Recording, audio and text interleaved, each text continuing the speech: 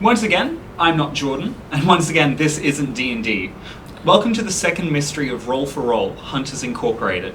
My name is Chester, and I'll be your keeper for this fine evening. I'm a Meanjin, Brisbane-based artist, and you may know me from the 2024 Halloween special, In the Fields. I'm the creator of tonight's setting, the horror urban fantasy of Hunters Incorporated, and keeper for tonight's mystery, In the Dark. Pause for spooky dramatic effect. Now it's time to meet our hunters, starting with some familiar faces. Hi, I'm James.M. I'm an actor-writer, and I will once again be playing Jack Dallas, the Crooked. He's a cavalier type of guy in his late 20s from London, and he's got a lot more money than he does sense.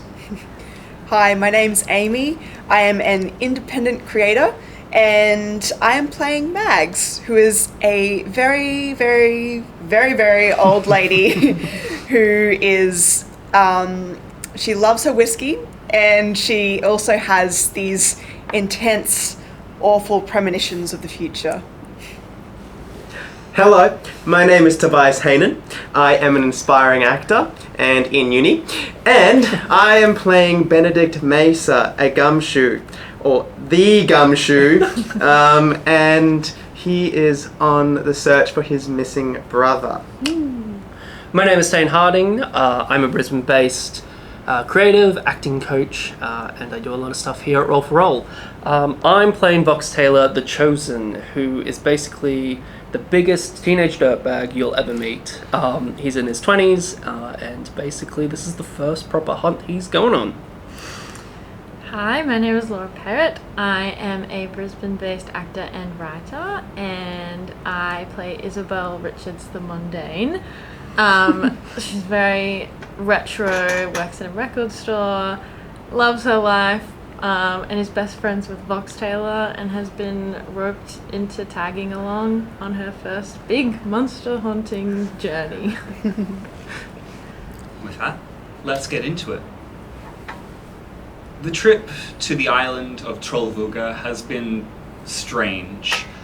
Polar night is not something any of you have really experienced before, but having it be 8 o'clock in the morning and having the sky be the dim blue twilight of late evening is definitely strange. You are heading towards the town of, funnily enough, Trollvåga. The 5 of you have been called for by name, ordered on this hunt, on this investigation by Sir Percival of Hunters Incorporated himself. Why the 5 of you? You don't know. Who's called for you? You don't know.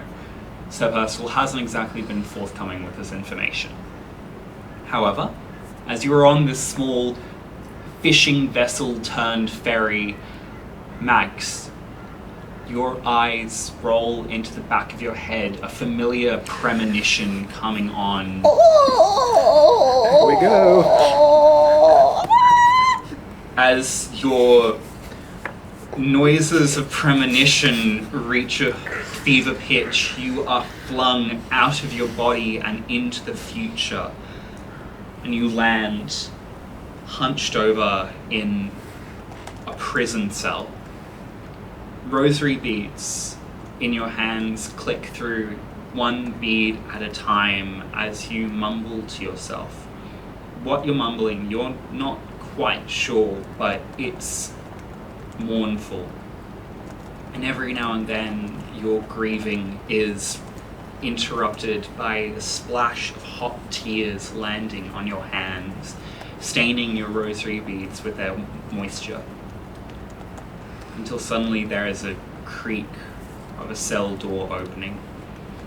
You look up and there is a very familiar face, marred by an unfamiliar, malicious glee. What happens next is a blur, so quick and so violent that you don't even fully register it happening until you are lying on your side, arm outstretched, rosary beads scattered across the floor that is slowly turning more and more crimson with your own blood. And the only thing that leaves your mouth as your vision fades for the final time is Sven. And you snap back to your body. Oh, Never get used to that. sorry, everybody. And as everyone is fussing over Mags, Vox, a familiar sensation comes over you. You're staring out into this strange twilight distance, looking at the lights that are slowly approaching you of the nearby town, and then your eyes start to glaze over. You stare off into the middle distance, your hands growing tighter and tighter around the railing of this ship as blood begins to seep out of your tear ducts. And suddenly, you're still in your body, but you're trudging through the snow. It's cold, and you are injured, and it is dark, so very dark. Not the twilight you've been used to all this time, but a pitch midnight, which makes the well-lit chapel in front of you all the stranger to see. Because in this darkness, in this strange light coming through the chapel, you swear you see a secondary image laid over the top. A cathedral 5-10 times the size of the chapel. Each window bearing a stained glass image of an eye. And all at once these stained glass eyes swivel to stare at you in accusation and judgment. And as you blink away your bloody tears, you're back in the present. Hands sore from your white knuckle grip on the railing. And the five of you are left to discuss.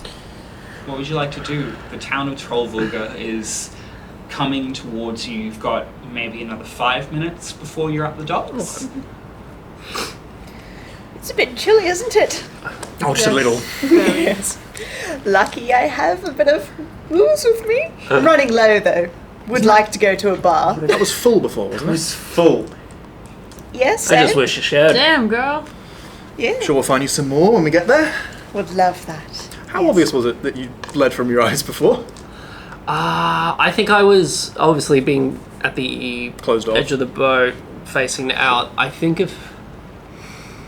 Unless you've got an eye for it, I think no one. Okay. Yeah. I'd say, Benedict, you might have noticed it out of the corner of your keen gumshoe vision, Yeah. but beyond that, whether you say anything is up to you. Yeah. Well, in that case, I think I'd just say, well, we've got a little bit of time before we rendezvous with whoever it is from Hunters Inc. that's in town. We know each other already. Good to Yes. see you again, Oh, Mags. Great to so see good. you. But I know you, Benedict, so I know what your skill set is. And Vox, it's a pleasure to see you again, but just thought I'd introduce. My name is Jack Dallas. I'm a little bit of a fixer. I can find things. I talk to people, know some magic. That's kind of my skill set when we get into town. They're probably going to send us on a wild goose chase of some sort, so it'd be good to know who I'm working with. Yeah, lovely to meet you all. Some of you at least. My name's Benedict. I'm here looking for my brother. And yeah, I guess skill set wise I can take a hit. And not too bad at talking to people, so yeah.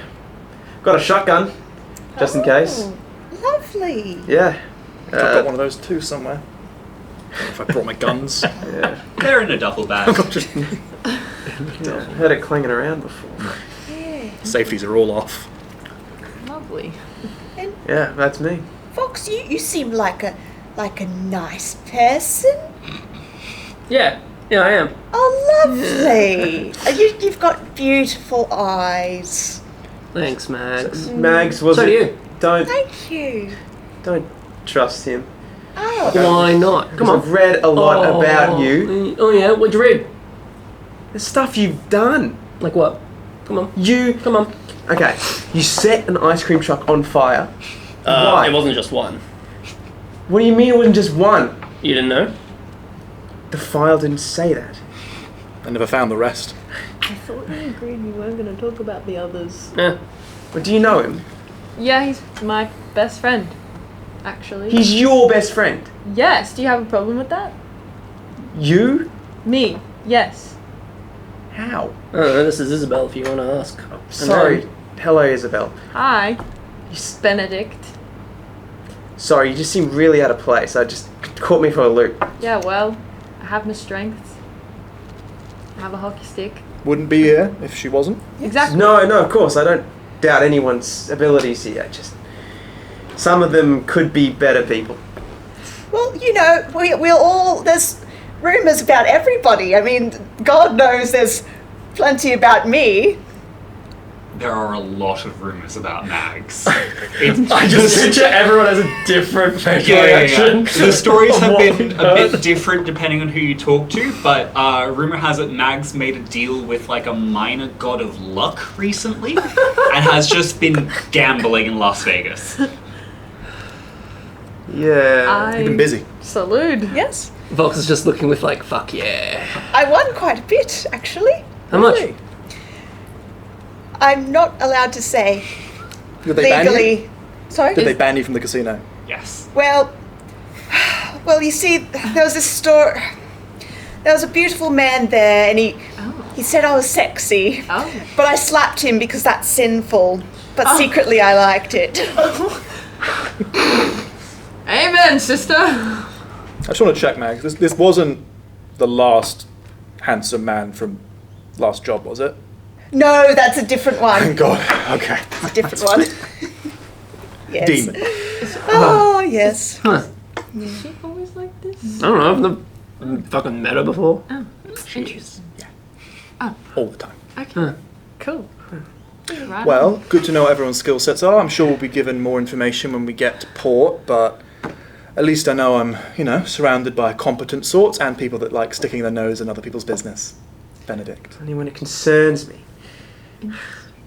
As you say, get to port, this boat jostles, and the five of you realize that you've landed not at the main ports of this town, but like a small little side dock area. Very rickety wooden planks with what looks like old-fashioned gas lamps. As like the single operator of this fishing vessel turned ferry gets out of their little cabin, throws a mooring rope over. He looks at the five of you and goes, "So, what brings you to Trollvulga?" Business. What do you say? Trollvulga. Trollvulga, where we are. Oh, right, I just... You I don't fucking know you what he's don't look fucking like fishers or miners, so not exactly tourist season at the moment. That's why you come. It's less busy when it's not tourist season. Yeah. I mean, I suppose. Yes. Is there a pub? Yes. There's one, Salt Blood Inn. It's What? if you head towards the center of town, it's very hard to Salt Blood. Salt blood? Salt. Salt blood. Salt blood. It's in the middle of town. It's an inn. It's very hard to That's all I needed to know. Thank you. Okay. All right. Thank you. Get off my boat. Okay, yeah, sorry, of course. Sure. And pretty much the second the five of you file off this small little vessel, he pulls a drawbridge, not drawbridge, he pulls a little drawbridge up, removes the mooring line, and immediately this boat pulls out and starts heading towards what looks like a cannery, some sort of larger dock setup that's way more well lit than where you currently are, further up the sort of little coastline here. And the five of you are left on these dimly lit docks. You can see there are roads that lead into what you assume to be the main town of Trollvulga. The roads and the sidewalks are salted, but there's still plenty of snow around. And in this weird twilight, there are plenty of street lights that are, despite being, 8 in the morning, still lit and providing is light enough outside that you could move without them, but it's helpful having them anyway. Just wanted to check before, kind of as the captain is leaving, when he wanted us off his ship, was that just kind of get these weirdos away from me, or was there a level of haste and nervousness? Because whenever we get called somewhere, it tends not to be for good reasons. On the surface, it seemed very much like a get these weirdos off my ship, but there was an element of tension underneath. You could see, and you would have noticed this, especially Benedict, when he was driving, boating, Sailing. driving. Yeah, sailing. You Sailing. guys into town. He did have a bit of like a white knuckle grip on the controls, and he did move like his boat to a safer area of the docks a lot quicker than someone like you thought there would be, checks or any sort of like post sailing operations, but he just got out of there quickly. That's a good Fuck, sign. it's cold. Is a bit, isn't it? You head to the pub. Fuck. I hope they have like hot chocolate or something. Yeah. Fingers crossed. As we walk, I think I'll turn to Mags and say, I saw your whole eyes roll back thing. Yes. Anything useful? Well, it was in a jail cell. I was this person who was like, there was rosary beads, and I was muttering something. I couldn't really tell what. And then Come on, give us a demonstration. That is quite hard to hear. Yeah. Yeah, okay, you were murmuring. That makes sense. And then there was a creak, and then I looked up, and there was this. I was in a jail cell, and this person was there, and they had this kind of malicious, kind of gleeful look on their face, and then next thing I know, down on the ground, and just blood. And your blood? Anyone else? Like someone else's?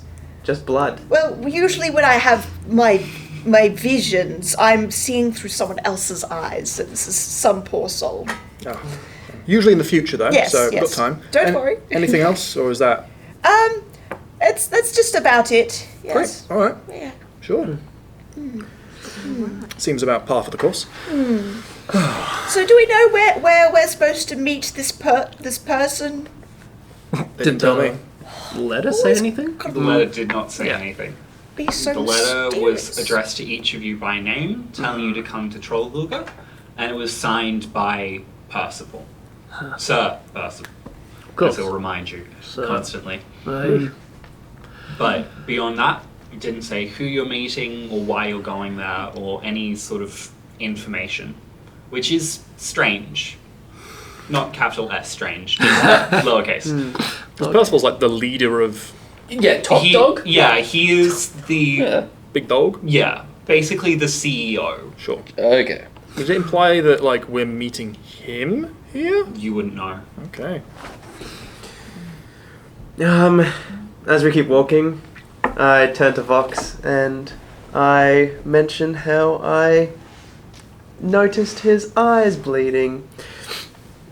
So Vox, back on the ship, I couldn't help but notice, not my business, but your eyes were bleeding.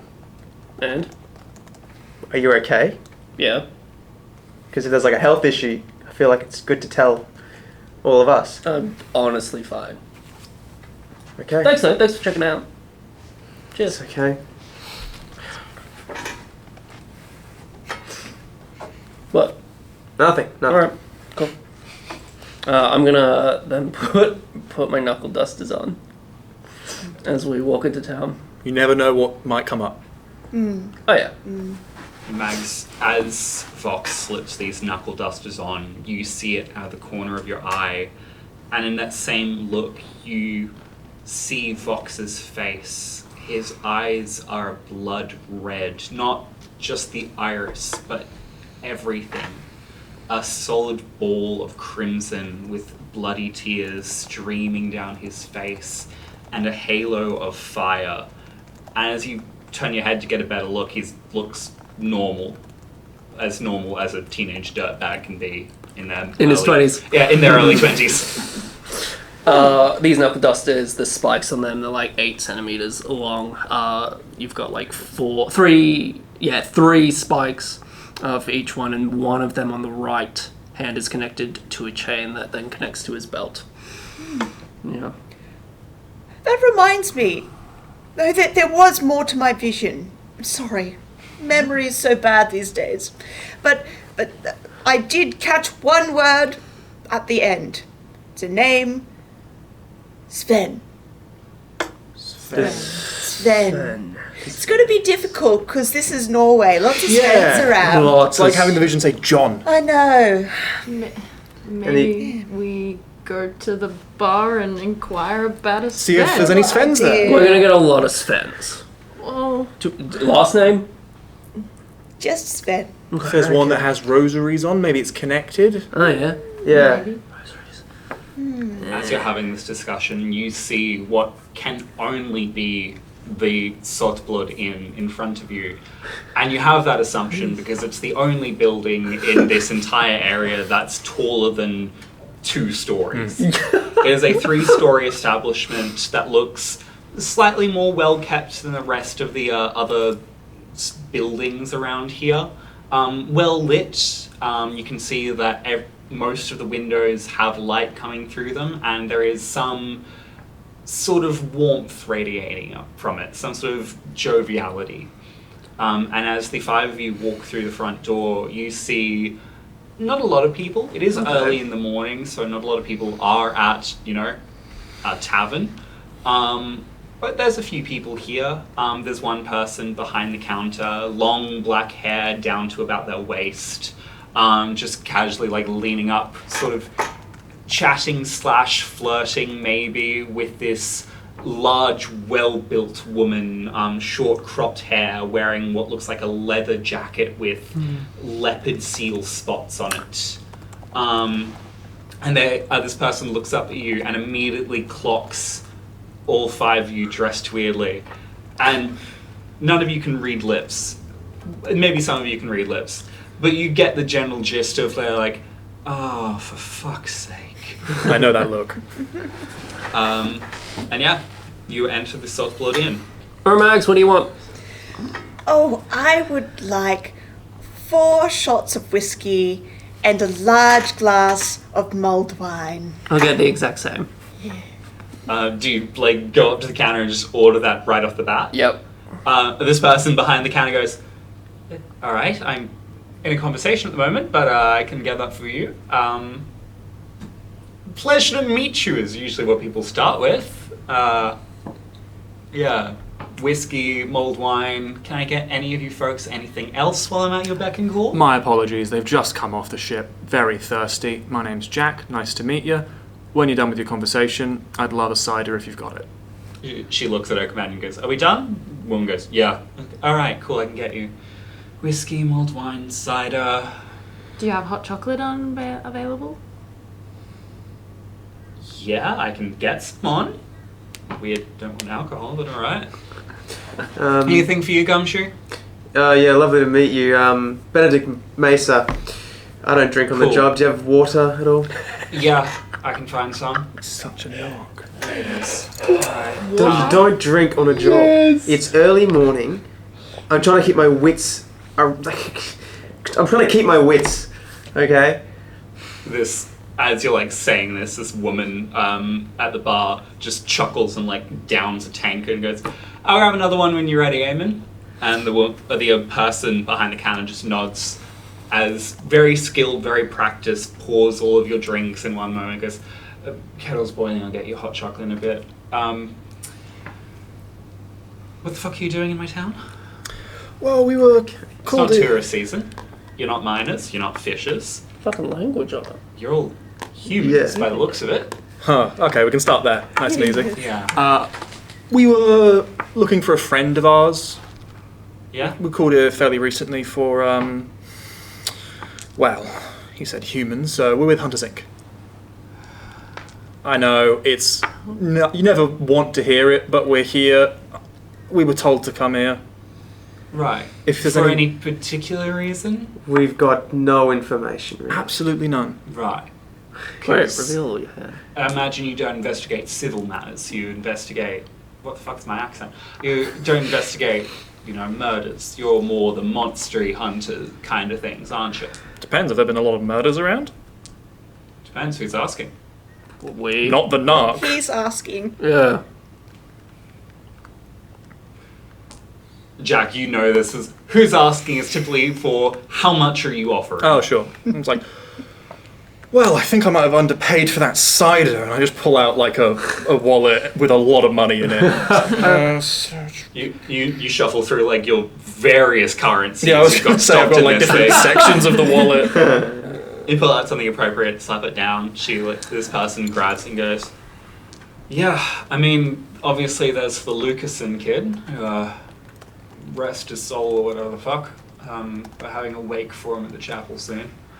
Otherwise... Alright, do tell. Otherwise, Hildegard's people have been, and the woman, gives one look at the person behind the counter and goes, never mind. Not for you guys, I guess. Why not? And Hildegard looks at all of you as because I don't deal with hunters. Oh, that sucks. Yeah, it really does. Quick question to the barkeep. Where was that chapel located?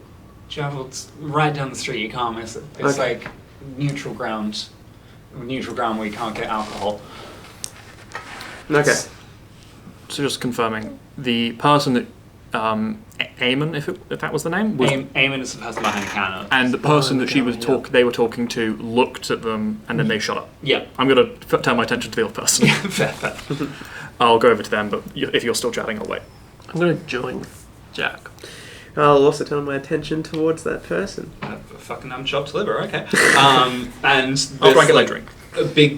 This big, well-built woman, you can see, she is straining her leather jacket, looks at the five and goes, oh, for fuck, takes another big drink. Yep, what do you want? Look, I understand that you don't want Hunter's Inc. blowing in. Just because I don't. I understand. I'd rather not be here. Name's Jack Dallas. Her eyes narrow immediately. And I would love to get out of your hair as quickly as possible. Mr. Dallas. Yeah. Do you know how many Selkie skin coats you have sold to people? Selkie skin coats taken from my people? No. It's a fucking lot, I can tell you that much. So I ain't talking to you. I'm very sorry, but I've turned over a new leaf. Oh, have you now? At very least, if you can help us, we get to fuck off as quickly as possible from your town. Otherwise, if this Hildegard matter keeps being something that we don't learn about, that just makes us more curious. First of all, I'm Hildegard. Thank you very fucking much. Lovely to meet you. Hildegard, Is there a first name? Hildegard Helen's daughter. If Helen's you're really daughter. desperate to know. Helen's daughter. Means Helen's daughter. What is with the names in this place? It's Norwegian. We're in Norway. Okay, fair enough, It's really actually. Scandal thing in general. Yeah. So there's been a murder, and then there's something else that's also a murder? Can you roll to manipulate? Sure. That will be, because of my charm, 10. If I tell you, you'll get out of my hair? Do you think I want to be here? That sounds about right. Yeah, there's been a few murders recently. Most recent is the Lucasen kid, Sven. Was meant to get married to Rosa, but obviously that's not happening anymore. And now Rosa's all distraught and August is being pinned for it, and fucking the next thing I need are those two families going at each other again.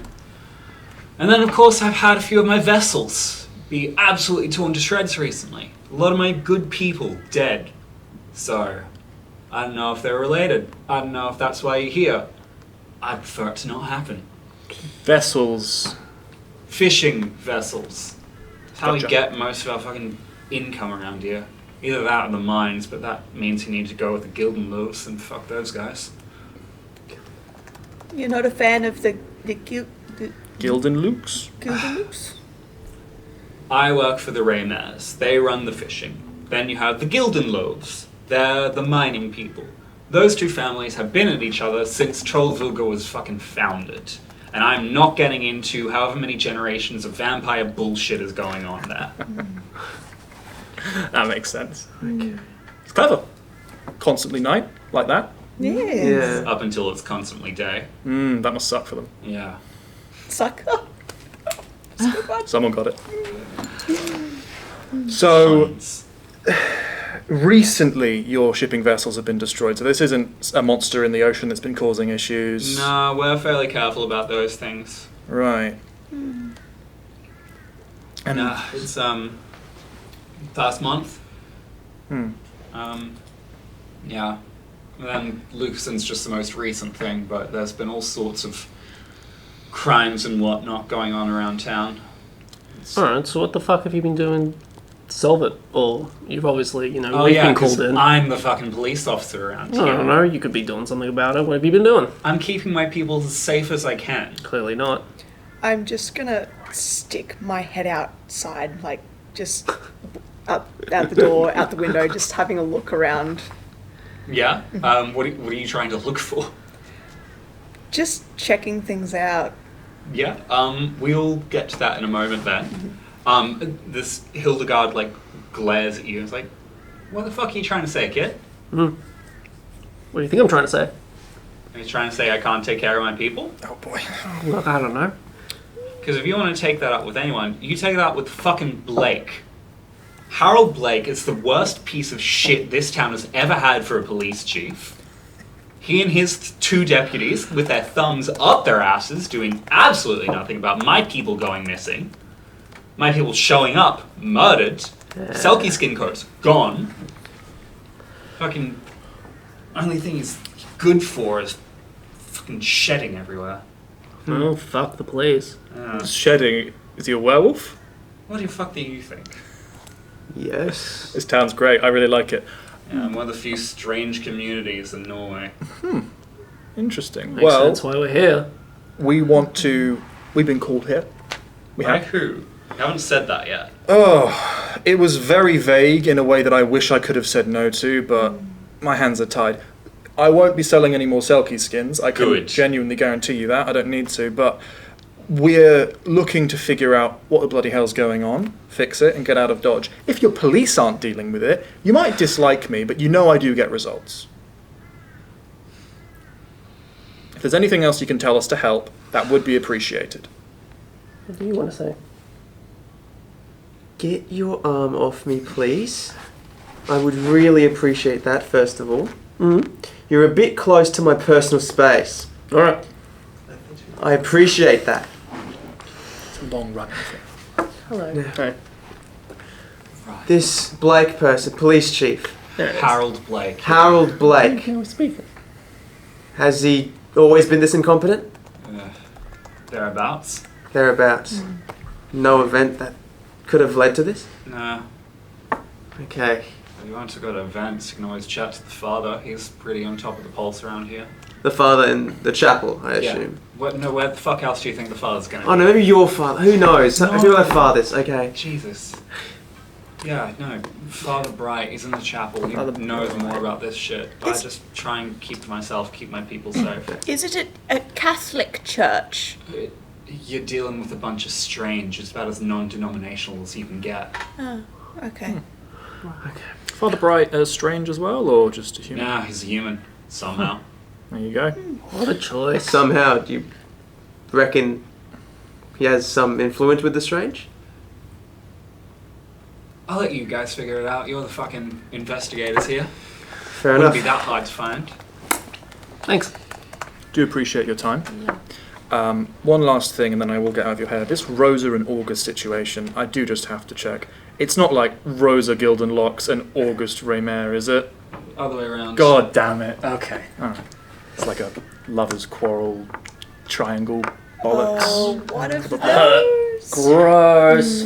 Alright. Not like a Romeo and Juliet situation. It sounds is like it. There's like 2 families. Am I right? I'm refusing to get out of here. Okay. Do you think Shakespeare was a strange? 100%. Oh, yeah. Yeah. Can I get my hot Fucking chocolate to called go? You see, Eamon, who's been listening with like this delighted grin at Hildegard's just absolute lack of civility towards you guys, has like already packaged it up in like a styrofoam cup for you. He's like, it'll get cold quickly. I recommend you drink it. Thank you. Before we leave, could Oh, I for fuck's sake. That was Hildegard. could I ask, what was the barkeep's name again? Eamon. Eamon. I go up to Eamon and I was going to go and ask them if... Yeah. Go up to Eamon. Eamon, just one last thing before we leave. Is there something going on with... Are these families having a feud? Is there something more to this? Fucking is the sky blue? Yeah, of course they're having a feud. They're vampires. The only throats vampires go after more than humans is each other's. Like, Vampire families hate each other. Yeah. I've never seen a fucking vampire. Do they sparkle? I Yeah. have seen. Yeah, they do. That's apparently like a big cultural thing. Yeah, don't ask them that. Yeah. Yeah. The one I dealt with did. Lied. Yeah. Yeah. Thank you, Eamon. Welcome. Forget my water. Yeah. I've already finished my cider. Eamon looks at the glass of water on the countertop in front of you. Yeah, sure.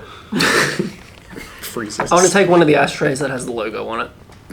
You do. Eamon watches you and just doesn't say anything. Yeah, souvenirs. I'm gonna empty the rest of my shots into my flask to go. It's like overfill.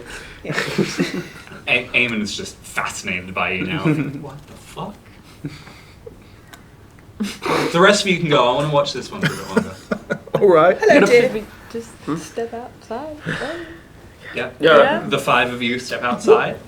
It's going from like the very warm interior to Truly. the frigid outdoors is like very jarring. But now that has been pointed out, you do see there is a chapel, a familiar chapel, not that far down the road. It seems to be, if there is like a town centre, this chapel is near enough to it. Okay. The lights are on. You can see there's a few people like walking in, walking out, even though it's the middle of the week. It's like a chill December Wednesday. Yes. But there are a few people like milling about the chapel. There is like an attached graveyard to it, which seems mostly frozen at this point. But you do see the chapel that Hildegard was talking about. Well, we figured out our Sven. Yes. Nice and easy. Already dead, so... Maybe. It's a real shame. Max, real shame. Just wait, so that means... Well, the name, they said Sven, but that wasn't the person that died. No. That was Because the name. I was just going to say, does that mean your whatever you saw was the past? No, don't see the past. Okay. So someone who knows Sven. Yes. Clearly. Could be Father Lucas if it's rosary beads, or it could be a member of the family. It could be Rosa, it could be August. I really want to go talk to them. That sounds like a laugh. Yeah. But maybe we start with the church. You're right. Church. None of you are like unable to walk inside churches, right? I'm not about to find out anything crazy here. No. All good. All you see is an upside down cross necklace. Oh on boy, box. you're doing the talking. All right. I want to see that. Yeah, the five of you walk towards the church.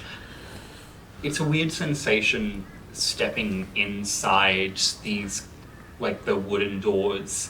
It's not like the inn where once you stepped in it was warm and comfortable. It's more, you stepped in and everything was still. Not cold, not warm, but a peaceful middle ground. You can see there are a few people sitting in the pews, a few people talking amongst themselves quietly. There is like a small confessional off to the side. And true to form, you don't see a lot of specific religious iconography. There's not even like a large crucifix over the main altar like you might expect. But there is some stained glass, and near the front of the chapel, chatting very patiently with this older woman is an surprisingly old man. Short white hair, wearing just a plain black shirt with a little white pastor's cuff, and by his side is a seemingly just as old wolfhound, almost about 3/4 of his height sitting down. And as the five of you step into this chapel, the wolfhound's eyes turn to you and look at the five of you. And it nudges the father, who looks up and goes, "Oh, well, welcome. Welcome to Trollvulga Chapel. It's, I'm sorry, my dear, I'll be right back." And he, like, gently pats this old woman, like, pats her hands, and walks over to the five of you. He goes, "Welcome. To what do I owe the pleasure? It's not tourist season. You all seem... come in out of the cold. It's a lovely church you have here, Father. Thank you, my dear. I see you are a woman of the faith as well, I assume? Yes, I am. Would you happen to be doing confessional today? Because I would love to. I can free up some time later on if that is Fantastic. appropriate for you. I have quite a few things I need to get off my chest. Benedict, as he's having this conversation and as he's talking to all of you, you're skilled at reading people, you're skilled at reading faces. There's something just a little bit off as he looks at Vox, Mags, and Jack specifically. Okay. It's like the smallest of micro expressions. And Jack, you might notice this too from the amount of times you've dealt with people, but there's some reaction to the three of you that he's very quick to tamp down. But as he looks at Vox, that micro expression quickly turns to a major expression as he sees the upside down crucifix. He goes, "All are welcome within these walls." And turns back to Max. Fuck yeah. Yes, what can I help you with? I can open up confessional later today. Yes. It's not very often I see new faces around here. It's mainly the two families, but it's always nice. Yeah, that's what we kind of fresh off the boat recently and coming into town. You said it wasn't tourist season. Seems like we've kind of had a bit of a hectic time about hearing about all these events going on. Yes. The poor Lucasen boy. We were getting ready for his marriage to Rosa soon, but now we're holding a wake for him soon. But needs must, and if it is what the powers above will, then so be it. And I hear they've got someone in custody? August, lovely young man. I don't think he did it, but as unfortunately I cannot say anything. The Gildenloves and the Reymers are ever at each other's throat, and I try to keep this a neutral space. So, and he looks back at the old woman who was chatting with, who at the mention of those two names is like perked up slightly. He goes, "I try not to say anything ill or otherwise towards either of those families." You seem a bit tense there, Father Bright. Everything okay? What makes you say that, my child? Just You know, it's just what's been happening. what's been happening? Everyone would be tense, right? I'd say so, yes. It's, forgive the puns, dark times, but there will always be a light forward, always be a revelation for us. We must. Well, look, Needs must. there's a lot of people on your shoulders that you're taking care of, right? Yes. Yeah, see? I pride myself That's why on my they're tense. ability to care for my Yeah. flock. Amen. Amen. Now let the music play. As you say amen, he makes eye contact with you, and for a brief moment, you're reminded of your father, Mags. And something inside of you recoils at that comparison. And you hear a young girl in the back of your mind as these two hands land on your shoulders go, "He's not what he seems." And that voice disappears and you're back to normal. Anyway, so the chap that's locked up, August Gunnarsson. yes, where are they being kept? I'd imagine in the police station. Police station. I've chatted with the young man myself. I've spoken to him as father and as confidant. I've provided what support I can to him in these times. As he is speaking, I want to use my sight and see if there's anything else to be seen about this father. Can you read a bad situation for me? Ooh la la.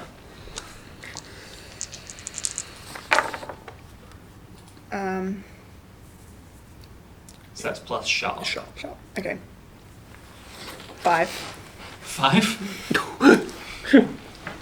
+0. As you're trying to like suss out what's going on, you open your sight and you see a hand on his shoulder. Not a human one. Porcelain, closed off, and a hand around his throat and over his eyes. And as you keep looking, more and more hands reveal themselves to your sight until you feel a hand on your face and a hand over your eye. And you have to quickly shut off your sight before you find yourself blinded. And he's staring at you like, is everything all right, my dear? Yes. Yes. If you must excuse me, I must get back to my duties, but if there's anything at all I can do for you, please let me know. My doors are always open to the people of this town, and that includes you now. Lovely. Thank you. Thank you, Father Blake. And- All right. And as he walks off, the wolfhound, which up until now has been at his side, is now sitting by itself, staring at the five of you with eyes that are far too intelligent. I want to like crouch down to it and just like stare back at it. And Fox Taylor. What the fuck? This human voice comes out of this dog's mouth. Catalyst. Chosen. Follow. And this dog gets up and trots out the front doors of the chapel. all right, bye. See ya. I'm gonna follow the dog. Do you want us to follow you? Yeah. I Don't be talking stupid. dog. I'm gonna follow the Yeah. talking Yeah, dog. yeah, Oh, we all heard. Yeah. I thought I was going crazy. If anyone wants to snoop around, but otherwise I think we all just follow the dog. I think we follow the talking dog. And there's also the August boy we can't forget about. But No. follow the dog, follow the dog. No. As you walk out these doors, you see the dog walking into the attached graveyard, and you follow it. And as it walks in between these unlit gravestones, you see its form shift and change. One moment it's on all fours, the next it's on two, hunched over.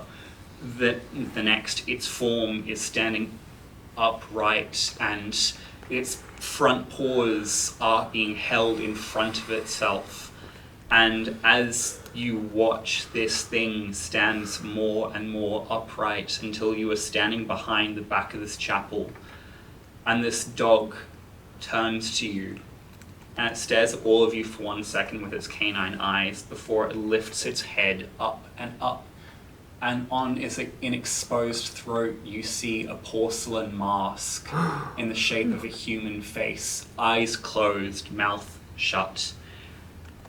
Attached to its neck with what looks like the combination between an iron collar and a dog's chain.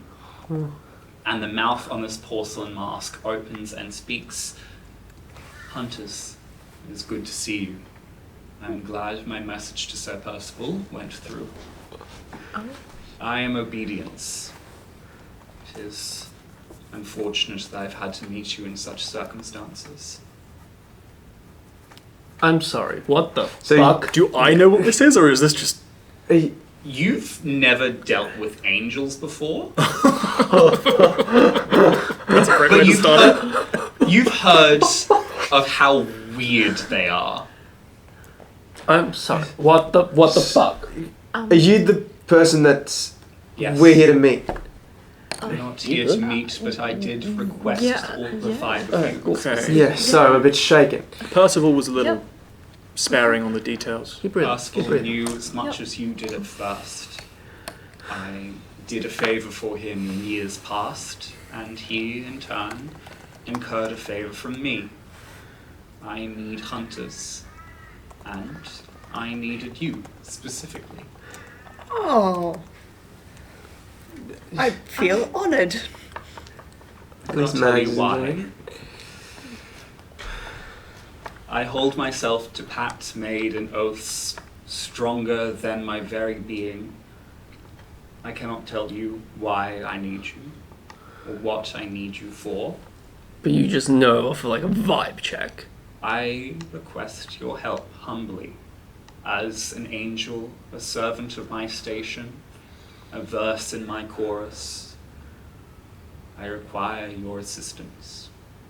You can go through doorways I cannot, speak lies I am unable to form, hunt that which I cannot harm. Well, we're quite good at all of that. So you are an angel Yes. from up. Okay. And if we were called here by Percival with very little information to go off, it seems like you're bound to not tell us anything. That is correct. What are we getting out of this if we help you? Because this seems currently crazy. Yeah. Yeah. You'll survive the night if you assist me. Okay. Threats? Nice. But we don't know how or what to assist you in. Fucking sick. Okay. Okay. First of all, First. Father Bright, does he know what you are? He did not, up until recently. But he made pacts with me, and I, in my role as his aide and guardian, support him. Father Bright is not the villain you're looking for. Do you have any idea where we can start for that? Does that imply that he is a villain, but not the one we're needing? I was going to make a joke about religion, but there's an angel in front of me, Oh, so I won't. Yeah, well, Probably not no. Say, probably Jack not. Dallas, Oh. your soul is far too touched for me to do anything for. I was going to ask if there's anything you can do as a reward, but I'm a weak angel of my station. can you put a word upstairs? Your concepts of heaven are not as accurate as you would like to believe, I'm afraid, much as your concepts of hell. You and you, Max, are both demon-touched, and there is nothing I can do to save your souls. But I can save your life for the time being if you aid me in this endeavor. How you feeling? How you going? Yeah, good. Right. You good? Yeah, just And him? You called for him by name. Catalyst. Called for all of you. I'm very Isabel, curious about this one. Vox, Yeah. Benedict. One hunter amongst you with hunts under their belt, but all of you have slain monsters before. All of you have shown virtue in the face of hardship, in the face of corruption. And that is what I need from you this long night. If you fail, every single individual in this town shall meet an end. Oh, They will not die, but they will cease. so no pressure. That is so vague. Okay. Oh, you don't like vague? Oh, Not- that must demons fucking are- I suck. don't like Yeah. vague. Not very much. I can see the wheels turning. So what are we thinking? How are you What do doing we with think? this? Well, I think we were Um, about to get a lead. I'm not. Well, I was thinking we go to the police station and talk to this fellow. Thank you, Mag. Station. Yes. Fuck that. I You can stay outside. Good. the jail cell, rosary beads. Mm-hmm. True. Yep. Yes. Should probably follow the vision. I'd agree. Do you concur? Obedience, dog angel. Yeah. I do not like your tone, Jack Dallas. I'm just trying to process what I'm seeing, man. But it is a suitable start for your investigation. The grieving widow may also be an avenue. The Is she a vampire? The grief. Most are vampires in Okay. this town. All right. All are welcome under Father Bright's roof. And do we find you here if we Yes. need anything else? Okay. My duty requires me to stay by Father Bright's side or by this chapel. Why is that? Oaths I have made, pacts I have sworn that I am not allowed to divulge. How close can I get to the angel? You can get right up to it. Yes. It looks like it. I should stress, as much as it is standing on 2 feet, it looks like a dog. Yeah, that's The problem is, like, it is just 8 feet tall when it's standing on its hind legs.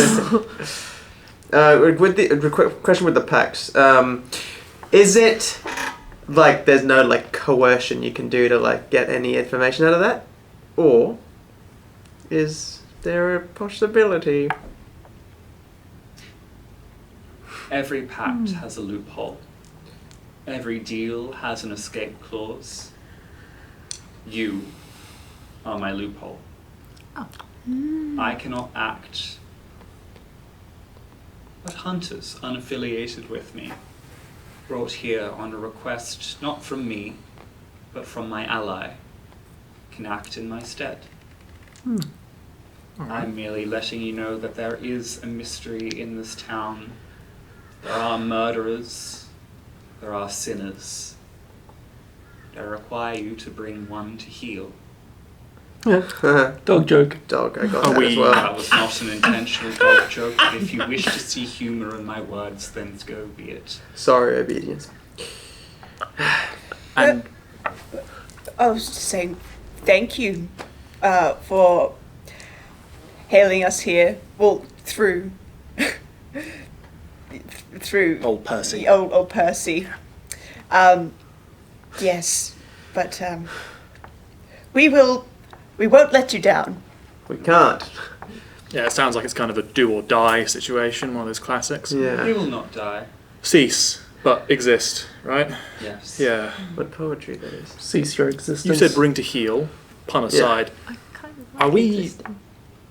Killing? Or are we incapacitating to bring to you? Whatever you see most fit. Just wanted to check there wasn't a stipulation there.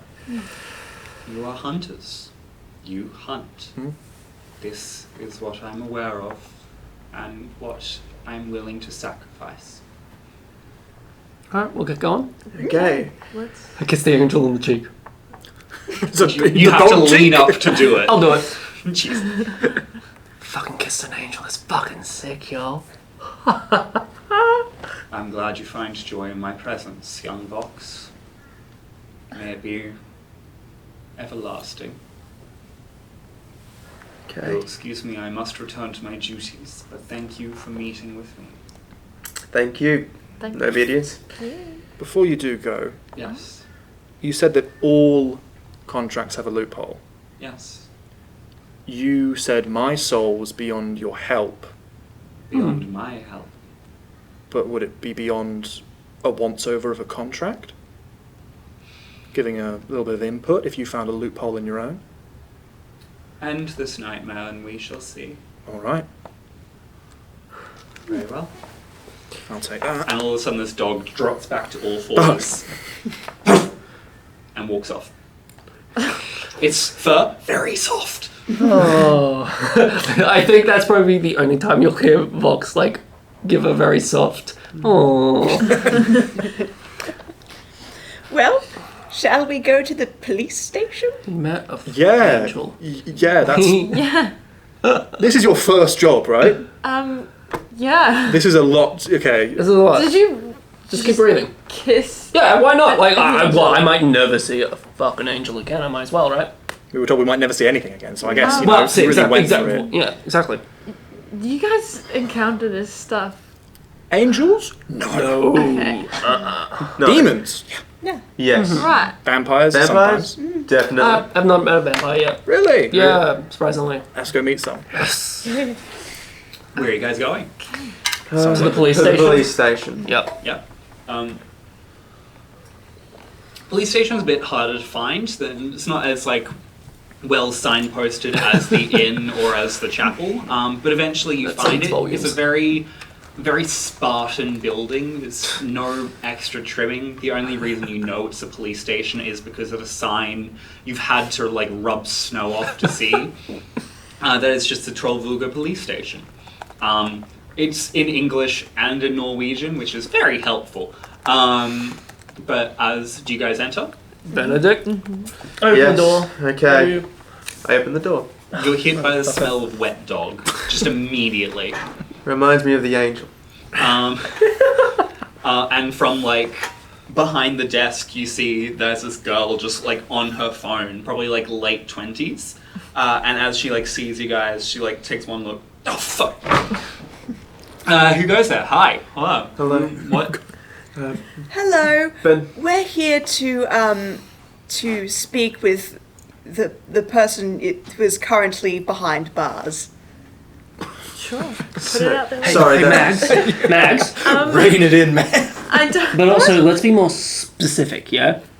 Well, it's currently there's only one person behind There's only bars, one? but also sorry. All right, but look, reining it back. Who the fuck are you guys? Sorry, Benedict Mesa, and then we have Vox. Sorry, Isabel. Isabel. I just It's forget not a you're hard there. name to remember. Mags Wow. and All that. Jack. Thanks. Sorry, Isabel. But that's all of. Is everything okay? No, it's fine. Just don't see a lot of humans around here. Okay. We're looking for August. Why the fuck do you want to speak with that murderer? We're here to. What are we here for again, Jack? Well, I think we can be transparent about some stuff. Yes. We're from Hunters Incorporated. Ugh. Yeah, I know. I don't want to be here either. Why are you guys sticking your nose into shit? This is a civil matter. I thought so too, but the big brass thinks otherwise, and they're sending us. I would just like to do a quick once-over. Meta here is a detective. He's like, Oh, is he now? yeah. Yes. Big shot hunter detective thinks he can do better than a bunch of police officers, huh? Well, apparently you've been very incompetent recently. Who the fuck said that? Big, strong lady at the bar. Oh, fuck. Big and strong. Hildegard, I suppose one day I'm gonna... Yeah, alright. So, what's your big plan? Just waltz in, ask to speak with our captive? Prisoner? Why not? Because there are rules in place, buddy? What rules? What rules? Fucking... I'm sure there are some. I'd have to speak to Harold to know specifically, but So you can't even How- list off the rules. Incompetent. I agree with you there. Mate, do you want to go? Oh boy. Yeah. Okay. Okay, She but- stands up from behind the desk.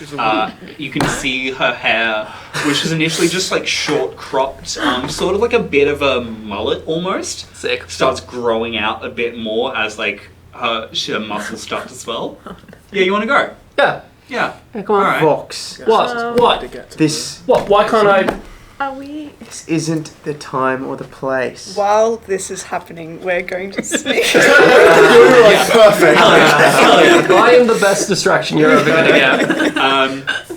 I'm gonna get you to roll something in a second, but we're gonna as like this oh yeah like happens, you guys walk right past her. It's like this weird there's like a little brick hallway. You can see there's a staff room off to the side, and then to your left there's two cells, and one of them looks very familiar. You're looking on the outside of it, but on the inside you see there is this probably mid-20s young man, pale skin, short, reddish-brown hair, dressed in a very askew, like white button-up, slacks, absolutely crumpled and dirty and messy to all get out. And he's just sitting on the edge of this cot, playing with this set of rosary beads in his hands. And as you guys walk up to the door, whether you make noise or not, he just doesn't look up at you guys. I think I make the noise if I see all of that. I look at Mags and go, oh! That's you. August, Yeah? I'm so sorry you're in this predicament. Thanks. It means a lot. Now, I must ask before we continue, did you kill that? No. Okay, that's all I wanted to ask. Might as well have. I'm very sorry that you're here. I'm just thinking back to my vision. Yeah. When I saw the person from his perspective, did I see what they looked like? Maybe? It's really hard to tell. You did get a 10, so I will be nice to you. Mm-hmm. The person at the front desk did look very familiar. Okay. As he looks up at you guys, there is a moment where he's just taken aback. Sorry, who are you? Oh, my name is Mags, and this is Jack Dallas. Hi there. We're here to help you. No one can help me at this point. You'd be surprised. What do you want? The woman at the front desk. Ada? Yes. Do you know them well? I mean, she's been terrorizing our family for the past God knows how long. That's just her and Harold and Luca have all been thorns in our side. Right. Sorry, why are you asking this? Well, to put it bluntly, I did have a vision. Right, and I'm the King of France? No way, really. Well, I'm here to save you from dying. As you say, like, save him, he, like, looks back down as Rosary goes, you don't have to. You shouldn't. Well, I think I should, but why do you think I shouldn't? Because I might as well have killed him. But I could have saved him. Oh. How so? Tell us what happened. You wouldn't believe me. I wouldn't be so sure. We've seen a lot of strange things in our time. And I'm going to, as I talk to him, I'm going to basically just put a real firm slap on his negative emotions, and I'm going to soothe him. Basically, as I'm talking to him, I'm blocking panic, anger, and other negative emotions to get a more clear narrative out of him as he talks to me. Heck yeah. I'm gonna say, who's leading this conversation? I think I'm very much deferring to you. Can you roll to help out? Sure. And can you roll to investigate a mystery? But I'll let you use your charm instead of your sharp, if that's better for you. For that, Yeah, help for out that. stuff. I'll say you can also use your charm for yeah. help out, because this is very much, you're both using your skills. I don't need to roll. 14. Whoa! Okay. Just for funsies, I guess. 8, yeah. You reach out with that very similar. It's a skill you've picked up since Sunshine County, the ability to reach out and influence someone's emotions. And as you reach out, you feel this wave of just raw despair coming off this young man. And as you clamp it down, you see he stills. And it's not revealing any other emotions. Whatever negative emotions you've clamped down were the only emotions this young man's been feeling recently. But what questions would you like to ask? You can either ask stuff off the list, one specific, one, or 3 general. Or you can just ask normal questions and I'll answer them as best I can. Do you want to bring the list at all, or just... I'm just going to ask. Okay, sure. So, this Lucas? Sven Lucas. Sven, yes, Sven. Sorry, my memory's a bit dull these days. What exactly happened to him? He was found in the grounds of his estate, bled out, victim of a wound that matched perfectly with what I was capable of dealing. He was killed by a vampire. And you say that you are somehow at fault at this, even though you didn't kill him? How is that so?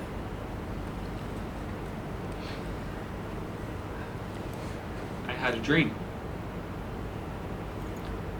I had this glorious dream where I was given a chance to be with him. But it meant that Rosa couldn't, and I couldn't do that to him. I couldn't do that to her. I had this chance to make sure he was alive and happy and safe, and I gave it up, and the next thing I know, He's dead. And she's grieving. And I'm here. Why do the police think that you did it? They don't. They just want someone to pin it on. Want to stir shit up between the families, probably. I was just the easiest target. I'm not worth anything to my dad. Make no waves, I'm just here. Soon I won't be. I think I'll chime up there and just say, August, our actions aren't defined by what Mummy and Daddy think of us. They're defined by what we do. Yeah, try saying that when your parents, the head of the fucking mining operation around here. I can imagine it could be tough. Yeah. The reason I'm saying it is you have an opportunity here to do something to help. You're saying you may as well have killed Sven, but you and I both know that you didn't. You clearly loved him. Yeah? I shouldn't have. He was my friend. Rosa was my friend. Well, we can't help our feelings. No.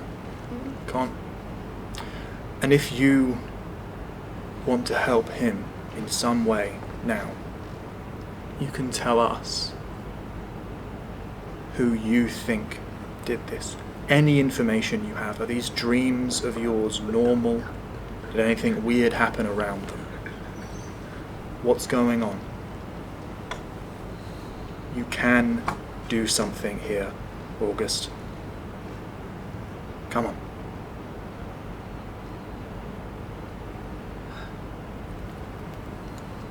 There's a Amara, a living nightmare. Her name's Millie. My brother knows where to find her. Talk to Link, he can... She knows all about dreams. She might be able to point you in the right direction. That dream I got, it wasn't normal.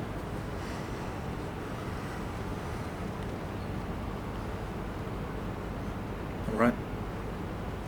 Thank you. You are going to help a lot of people. Does it matter? It does. And as you say that, we shift back to the front entrance. You want to go? Yeah, we're fucking go! All right then. Oh my and she God, lunges at you and just tackles you out the front door. Can you roll to act under pressure? Act under pressure! Yeah. 8. 8. Yeah. Oh, good. So I rolled 1 on the dice and I freaked out. So as she lunges at you, what are you trying to do? I get lunged on, get pushed out the front door. I think whatever strength I can muster up, I'm going to use my legs to kick her off me. Quickly stand up and just get ready for another pounce. Yeah. So you're trying to like get yourself in a position to Pretty fight much. that properly. Knuckle dusters are ready. I'll say as a mixed success, you can either get her off you or you can stand up and be ready to fight back. Those are your options here. Get her off me. Yeah. Yeah. As you like kick her off you, you try to scramble to your feet, but the floor under you is Fucking icy ice. and slippery. And so you're not quite ready as this woman who like lands superhero landing, claws digging into the icy pavement, no longer fully human, grinning at you. But as she's about to lunge, you hear the sharp, piercing whistle, and she turns her head.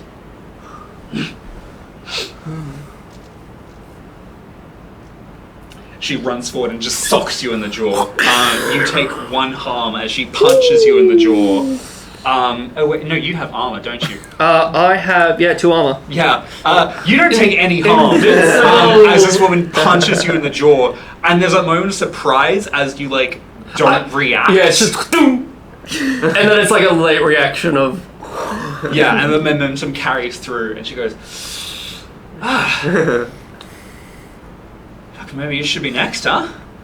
Ever thought about a job in the police force? oh fuck the police. You'd be so lucky. She turns and starts running away. And then as she runs away, this guy comes up and goes, Ada, what the... I'm sorry about my coworker. Here, let me help you up. And he puts his hand out. Reach for it. Young gentleman, probably like early 20s, probably around your age actually. Short cropped hair, like helps you to your feet. Goes, yeah, sorry, she can be a bit of a loose cannon sometimes. I liked it. Okay. Yeah, hi. Your name? Luca, police officer Luca. here. What are you doing in the police force here? Just wanted to check some stuff out with a few mates of mine. Can I come out just with my shotgun ready to like looking around? Oh! Loading silver bullets. Yeah. He like fumbles Yeah. for like a service weapon and he goes, wait a fucking second, and like claws start to grow as he's like fumbling for it. Oh yeah. Oh no, sorry. Wait, Sorry. Where's that lady, Vox? You're fine. What do you mean? You're fine.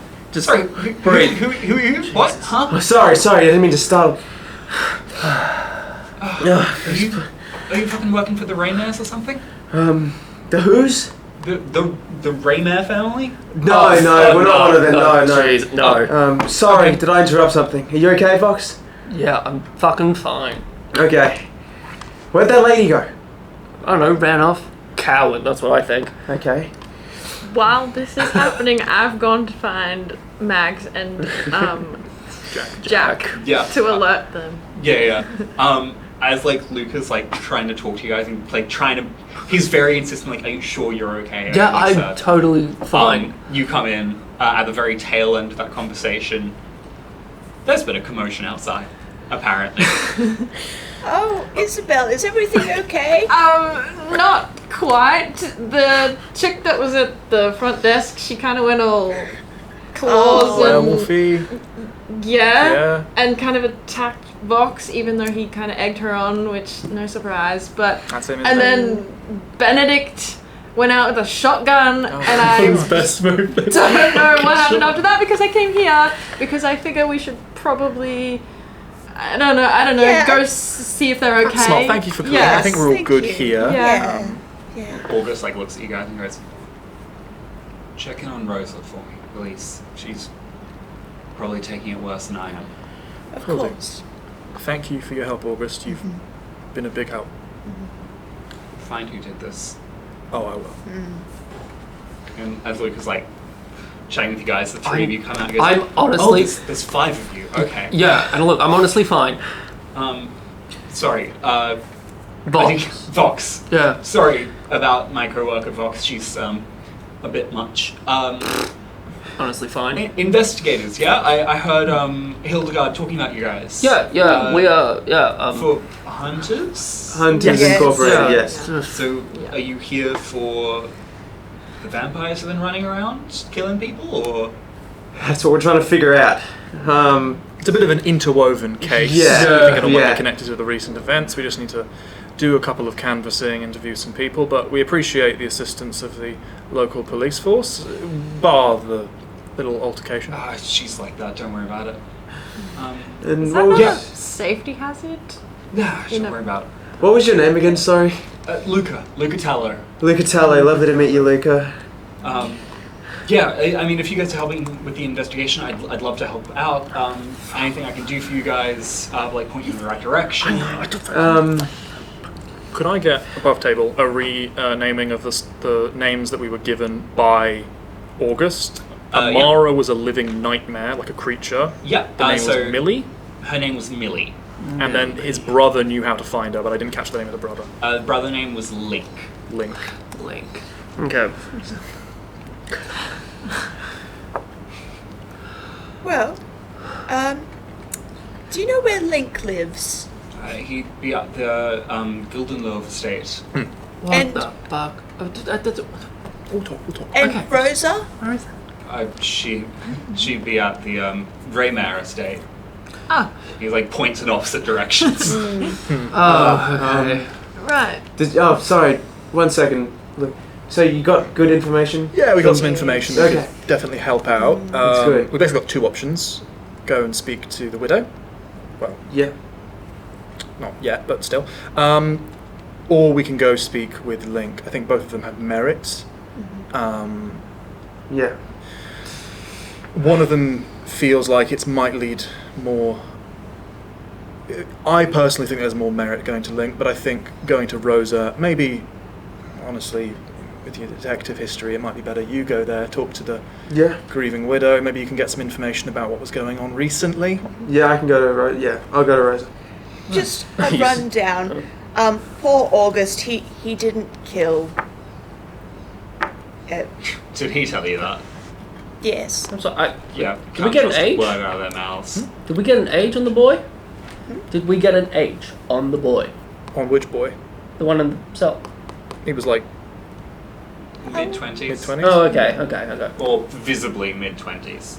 You know from your experience with vampires, it's sort of hard to tell sometimes. Yeah, of course. Yeah, okay. Yeah, true. Hearing that, you're still within earshot. Lovely seeing you. We're going now. Okay. Goodbye. Very bewildered police officer. You see, as you walk away, he like, yeah, just 5 weirdos. As I was saying, he didn't kill the fellow. You're sure?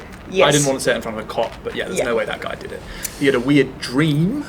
Great. A dream? A dream that it was going to happen. Like a vision? Yes, Sure. kind of. Was it connected to yours? No. Boring. He's actually the one that dies in my vision. And it's the... Holy, I don't know. holy fucking... So what? I'm hoping we Holy clear shit. him before that happens. So he's gonna die. If we don't clear him, or I mean, I don't know when it'll happen. I'm sorry, this is like also my first proper one. Yeah, you said it was the familiar this is- face that that was going to kill him. Oh yeah, it was Ada. Oh, the cop! Well, that's how it seemed anyway. The one Is it like the one I just had a possession? tussle with? Yeah. Yeah, okay. She didn't tell you her name. No, but it's no. fine. It's really easy to put one and one together. Yeah, okay. Yeah, Lucas told us the name, I think. So, Yeah. Yeah. Luca. Okay, so Yes. I just okay. So, August asked us to go see Rosa. Rosa's probably going to know something about what was going on with Sven before everything went down. So there is merit to going there. But August told us about an Amara, which is like a living nightmare creature, called Millie, who might know more about this dream stuff. His brother, Link, not the video game character, No, might but know about we'll it. link it all together, hopefully. Exactly. Yes. So I got one right. High five. merit to going to both. I think I'm sorry. Anyway, either way has merit, but I think that going after Link is going to lead us more towards what the hell's going on, so that we can help Angel Dog figure out the mystery. Obedience. this is cooked. Go on. Is this another You vision? okay, man? Are Or you just- good? Are you? No. What? I just remembered it's a Wednesday, right? Yeah. Is it Pokey's night? It is. That's what I remembered. Priorities, Mag. We're kind of. Yes, priorities. What was the actual thing? Was it? Oh, okay.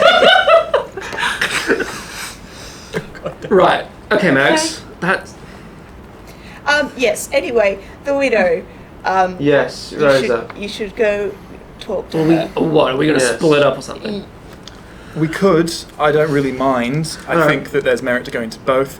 If we're on a time frame of, was it a day until everyone doesn't die? Yeah. We Cease probably to want to, exist. speed it up. We've kind of been on Yes. a one track, but now we've got 2 branches, so Well, maybe. you know what fucking sucks? We can't tell what time it is unless we're looking at watches.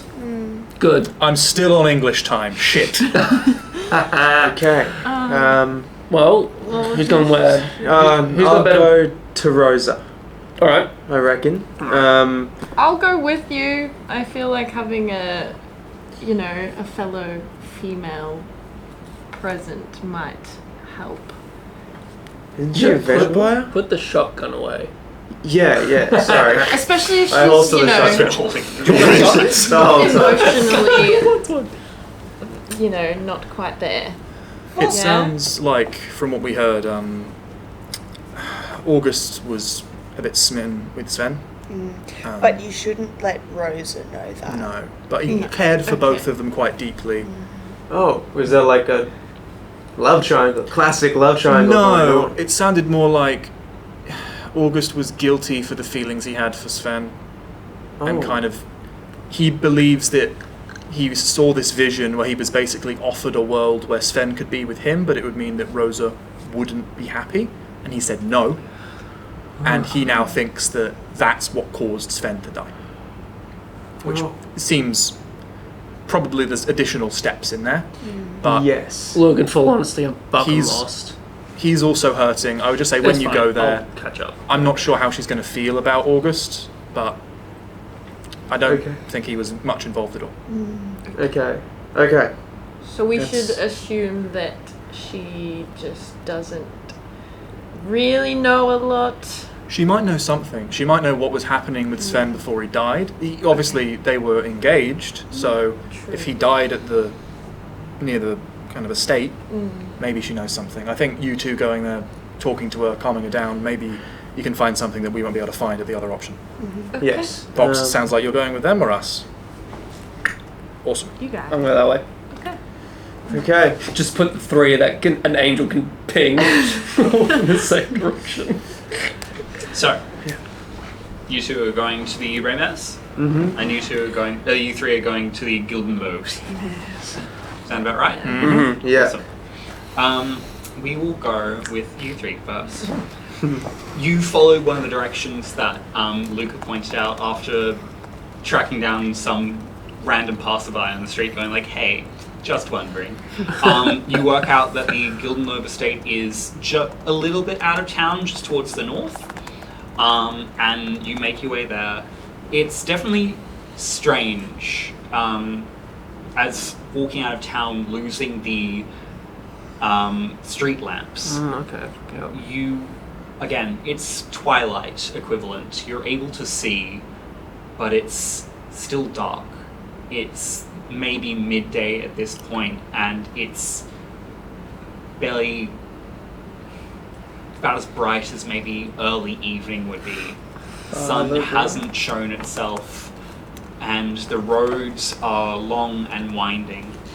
You can see what looks like a small little compound. It's probably the wrong word to use, but a very clustered group of buildings off in the distance up this hill.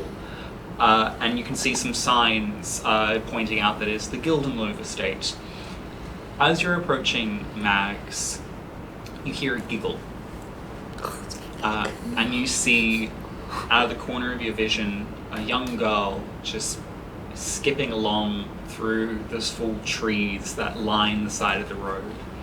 And she looks at you and smiles wide and bright, beckons you over, and skips off into the woods. I just, without saying anything, I just veer off. Matt, what the... Jack, what the... This way, everybody. Well, that doesn't seem to be the way we're meant to be going. This way. Is this something that's... Oh, God. I'm going to trust you on this one, Mags. Trust me. Follow me. Alright, hold Yeah, on. alright, man. I say I I'm can't going to say no trust to you on you. this one, but I am pulling out my book and just flipping through it, getting ready for any magic I need to do. Yep. The three of you, well, the two of you follow Max, who follows... It's a strangely familiar lullaby that starts playing over the eerie silence of this midwinter day. And it's a familiar lullaby. You can't place where you've heard it before, but it's one you've heard so many times. And then all of a sudden, the three of you hear, once upon a time, there was a shepherd who cared deeply for his flock. But as his flock grew, he was scared of wolves entering, feeding on the sheep. But his daughter befriended a wolf.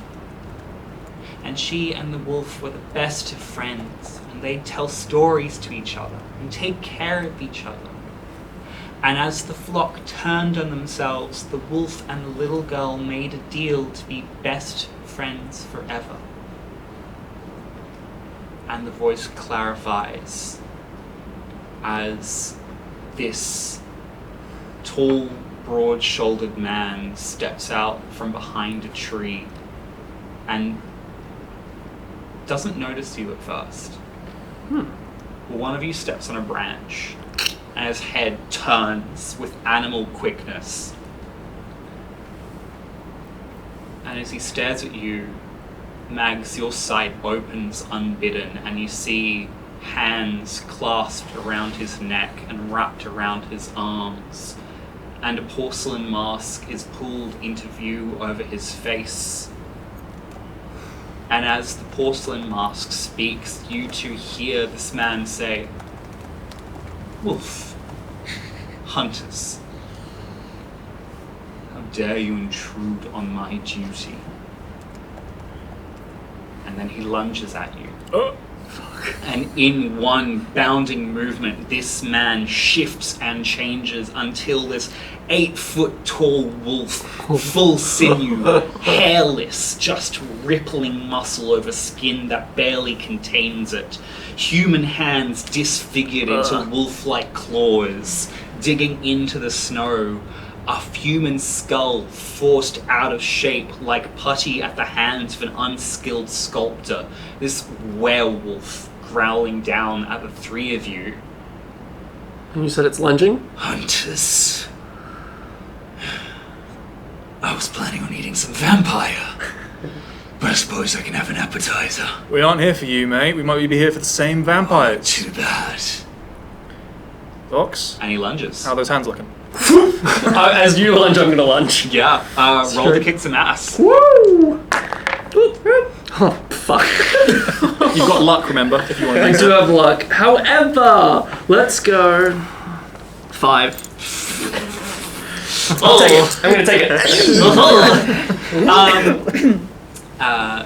So, on a miss, this wolf, it looks like it was going for Mags at first, but as you lunge forward, it changes tack unnaturally quickly in midair and barrels into you, knocking you off course and into the woods.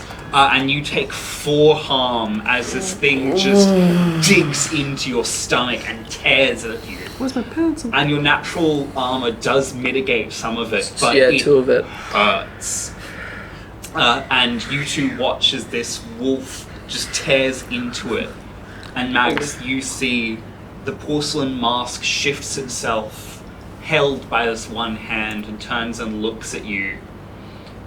As you look closer, this mask has hands over its eyes, but one by one, the fingers splay, revealing eyes in between each individual finger. You don't see any of this. You just see a wolf tearing into Vox. Okay. Oh, wait, hold on. So as in like... We don't see any of the porcelain stuff. You don't see any of the Sure. hands. You don't see the porcelain Cool, mask. thank you. Only Mag sees it. Is it out of character? Is it similar to Obedience? Similar, Okay. not identical. Okay. You wouldn't know that though. No. No.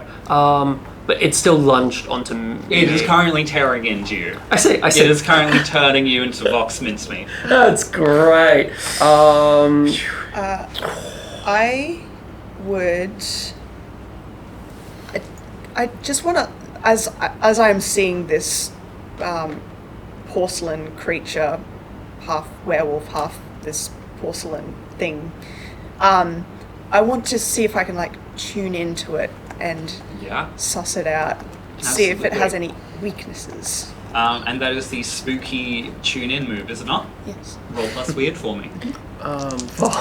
Vox is going to take one of the brass knuckles off, kind of throws it out.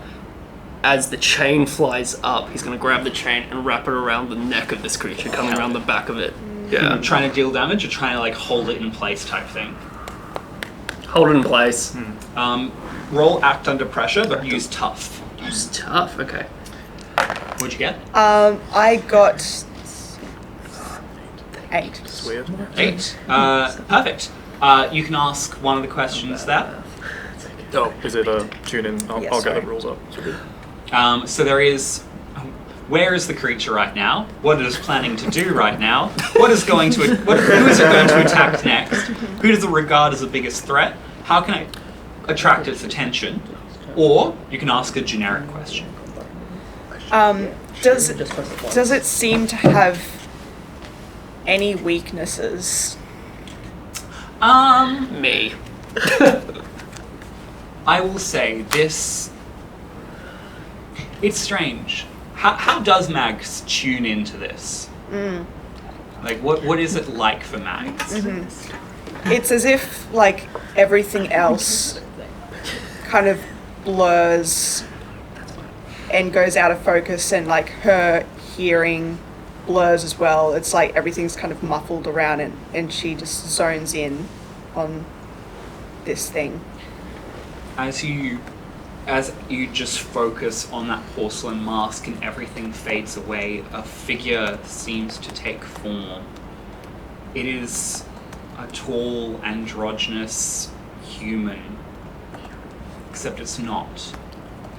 As you look closer, everything about this human standing superimposed over the werewolf form of this creature is made of hands interlocking and holding on to each other.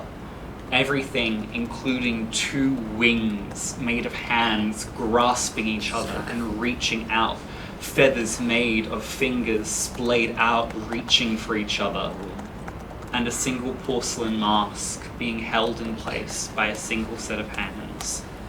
And as you focus in, you realize that on this werewolf there's a very similar porcelain mask just behind its ear.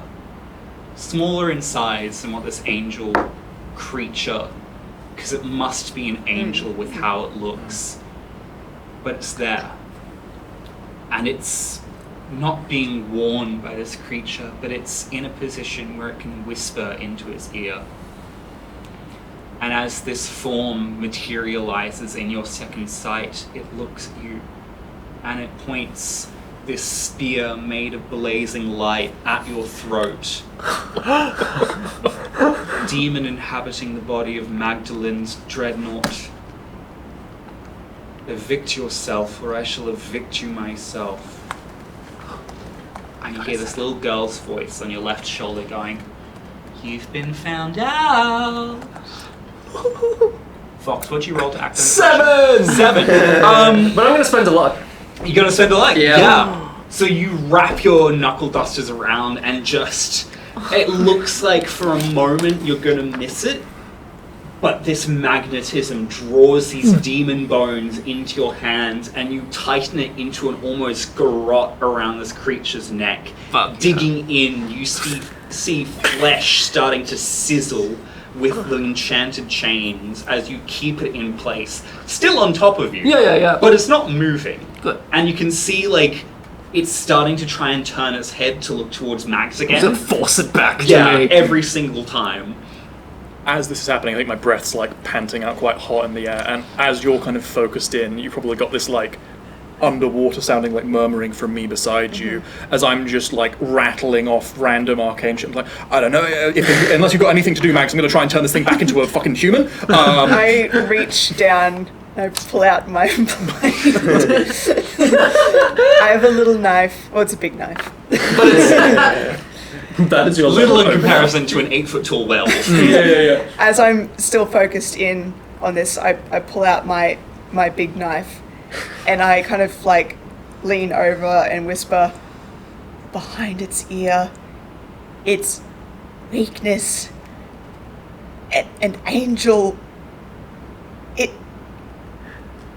and that's all I can really... Yeah, okay. Yeah. Jack, Yeah. as she says that, there are 2 voices speaking in unison. Hers and a young girl's. Kind of blink in shock, but there's a werewolf being wrestled, so I don't have time to process this. Stay here, you piece of shit! It was very much Jack's original intention was to try and basically find a spell to reverse the werewolf transformation, Oh, yeah. even if it could pop back up. Just give Vox time. A chance, Hearing yeah. that, though, I'm probably going to change it. What I was going to do, I know with spells and stuff, the particular thing I was trying to do was banish a spirit or curse from a person, object, or a place it inhabits. I was trying to basically banish the curse back into the person. If there's something else there, I want to banish whatever that is, at least temporarily, or put a block in place. Roll plus weird. And I will have a forward because I consulted the book. That's true. As your special little magic tome. That is 9 on the die plus 3 for a 12. Beautiful. It goes off without issues.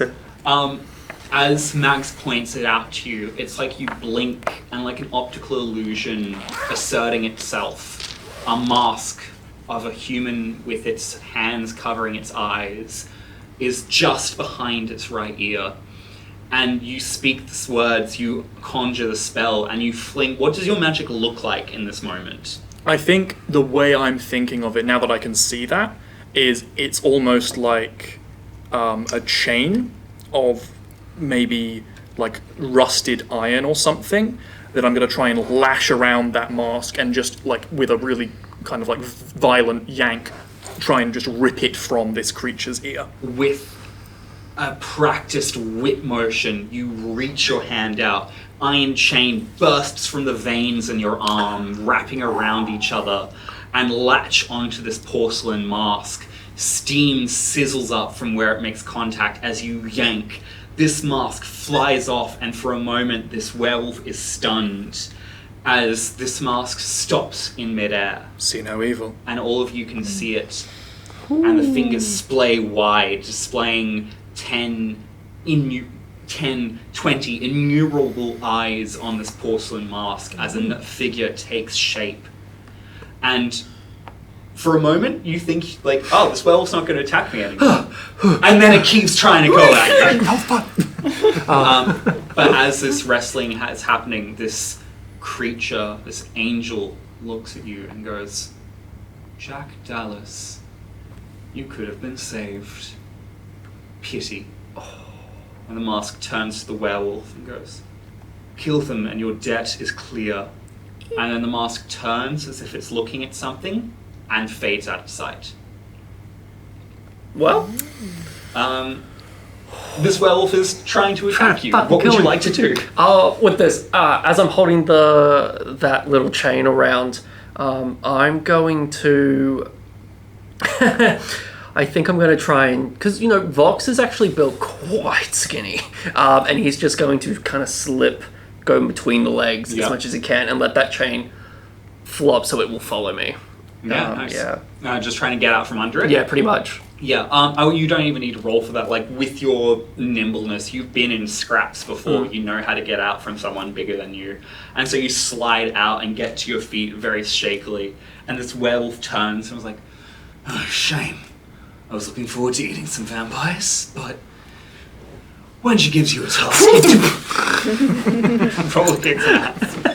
And get +1 because you've surprised him. Yes! What was it? Kicks. Let's just. Plus tough. 6, 7, 8, 9. 9. You deal damage, and it deals damage in return. As you fling out, how much damage does your knuckle dusters do again? Great question. Heavy is a +1. Spikes is a +1.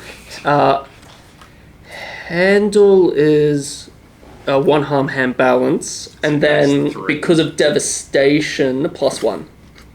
So 1, 2, 3, 4. Fucking hell. Dead. Remind me, you've got the magic tag on it, haven't you?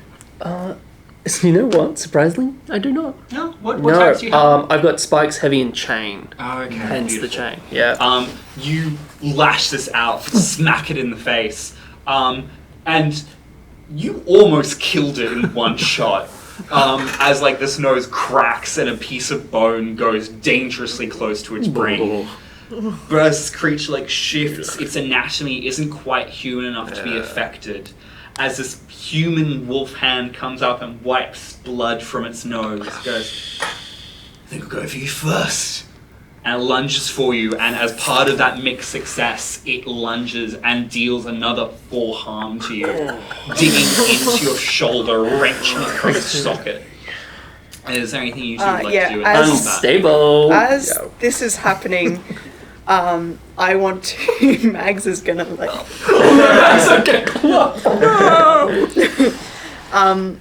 Its belly would be like in line with.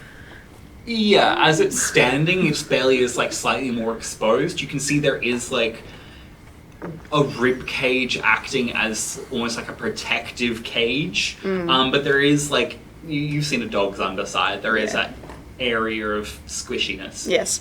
I want to go for the area of squishiness. Yeah, cool. Are you doing anything special, or are you just trying to kick some ass? Just trying to kick some ass. Roll plus tough? 6. 6. Oh, bad luck, Mags. You lunge forward and try and catch this thing, but its werewolf senses are far too attuned for you. So as you lunge, it dodges out of the way. You almost scrape Vox, and with one claw, it smashes into you, knocking you sideways, dealing full harm as you are flung into a tree. Seeing this, I want to question first and then go into it. Vox interrupted it. The way it spoke, it said the exact same words as when it first encountered us, didn't it? It was very similar. Unless that wasn't intentional. Of course it was intentional. Okay. No, just whether or not that it sounded like it had like a recursive loop from when the Not angel quite. left. It sounds like it just had a limited repertoire. Okay, in that case, I don't know how you want to run this, because I know there are rules that allow you to manipulate a monster, and I don't have those. I kind of want to, now that I have, in the same way that a fighter might have a weak point, I have a weak point, like, mentally for it, I'm going to approach, not as close as Mags maybe, and just say, with kind of like quite a soft but harsh tone, maybe trying to push down some of the anger with soothe, do you think anything you do for that thing makes up for all your fuck-ups? This is another failure. Every murder is on your hands. Roll to manipulate someone and get +1 forward. Okay. Because you've gone for a weak spot there. +1 forward. Yep. 14. Jesus Christ. This thing stops.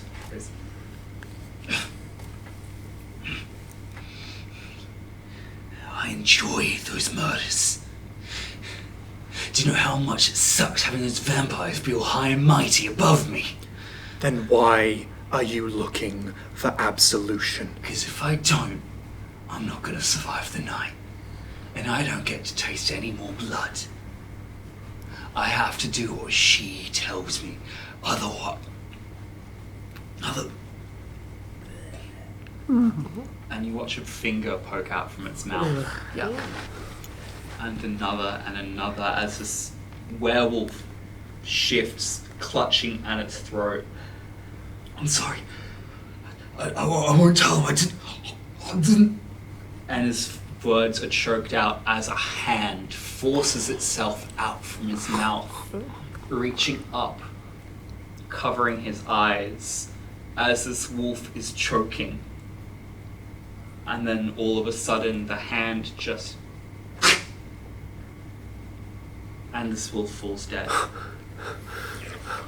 Still in its altered form, this hand fades into nothingness. Oh. And we change our perspective. Benedict and Laura. Laura, not Isabel. You're here now! Benedict and Isabel. It's not that hard to find the Raymare estate. It's, again, people point you in the direction. It's quite near the docks, actually, where you came in. It's this large, wide compound, and you can see a large iron fence going around the entirety of it. There are guards posted at like every few entrances. There's like a staff entrance, VIP entrance. It looks like it might be a bit tricky to get in, but you've been to places like this before. I take out my cassette tape recorder and I start to do a log. Detective's log, number 73. What the fuck is going on? I mean, my brother's missing. I mean, hold on. Calm yourself. You got this. You're Benedict Mesa, youngest of 9. And you've got this. Detective out. Do you do that a lot? Yeah, I've done it like 2 times since you've been here. I've just been away from you. With the... Right. Yeah. Okay. Right. So, how are we gonna Oh, Get right. around the fence and the guards. You're a detective? Got any Yeah, suggestions? I'll look around for an opening if I can see one. Okay. I'll look around for an opening. Roll to investigate a mystery. Woo. What do I use for the... That is plus sharp. Ah, sweet. Well, 5. It's dark. It's very, you can't really get snowblind in this darkness, but, it's very white. And as you're looking around, suddenly you're blinded by a flashlight on your faces as this tall, broad-shouldered man is like, "Oh, wait, sorry, do you have an appointment?" Hey, sorry, I'm Benedict Mesa, and this is... Isabel Richards. Yeah. Aye? We're just wondering if we can speak to Rosa. Yeah, you in the old town. Sorry, why do you want to speak with Rosa? She's with her mum. She's grieving at the moment, so... Yeah, we're friends of August. Her and... The second you say that, his whole posture shifts. He settles into a bit more of a defensive posture. It's like, aye? Why you want to talk to Rosa with that murderer behind your back? Well, we just want to get some insight. Right, Benedict? Yes, we're trying to solve something here, and Rosa is very important to that. Right.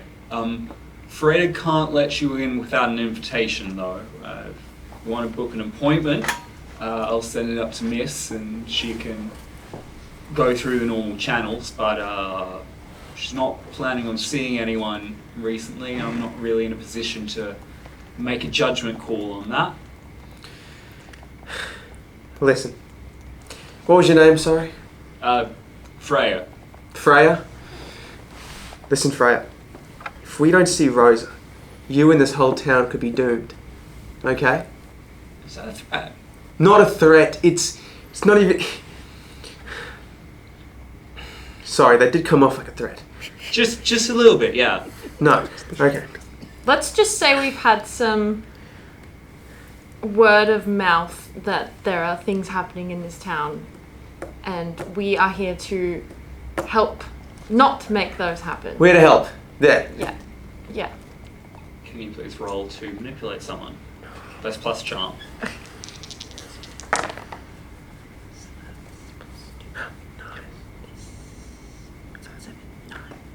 Okay, 9. Right. Did you want to roll to help out? Yes.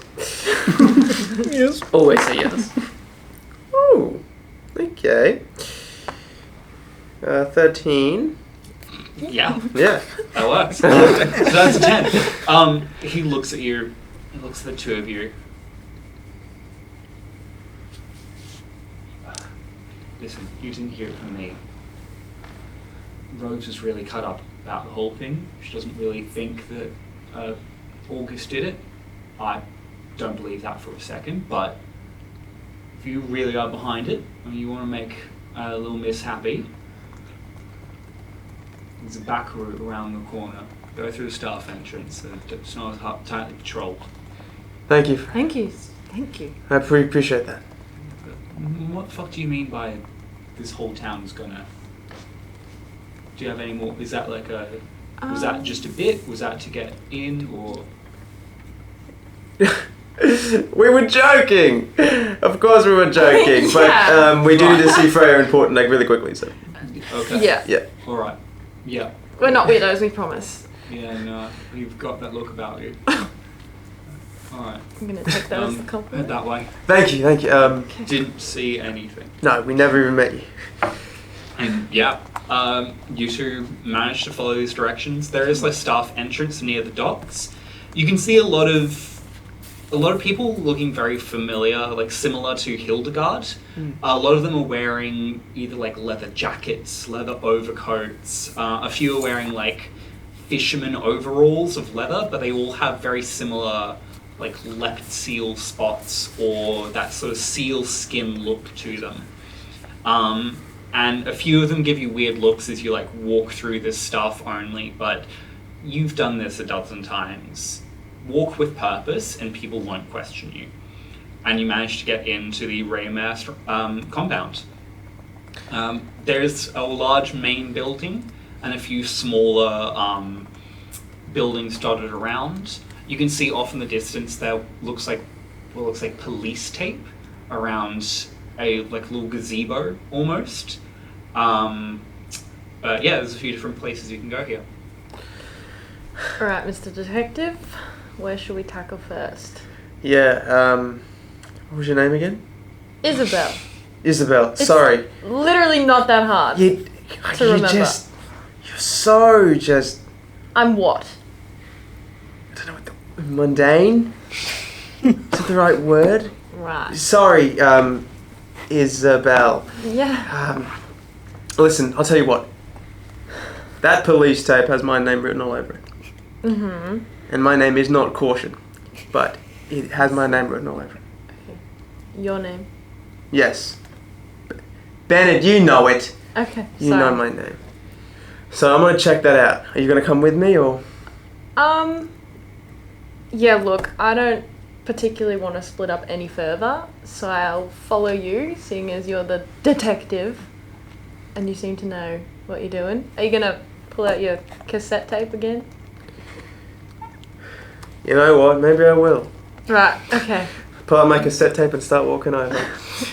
As you walk over, it's eerie.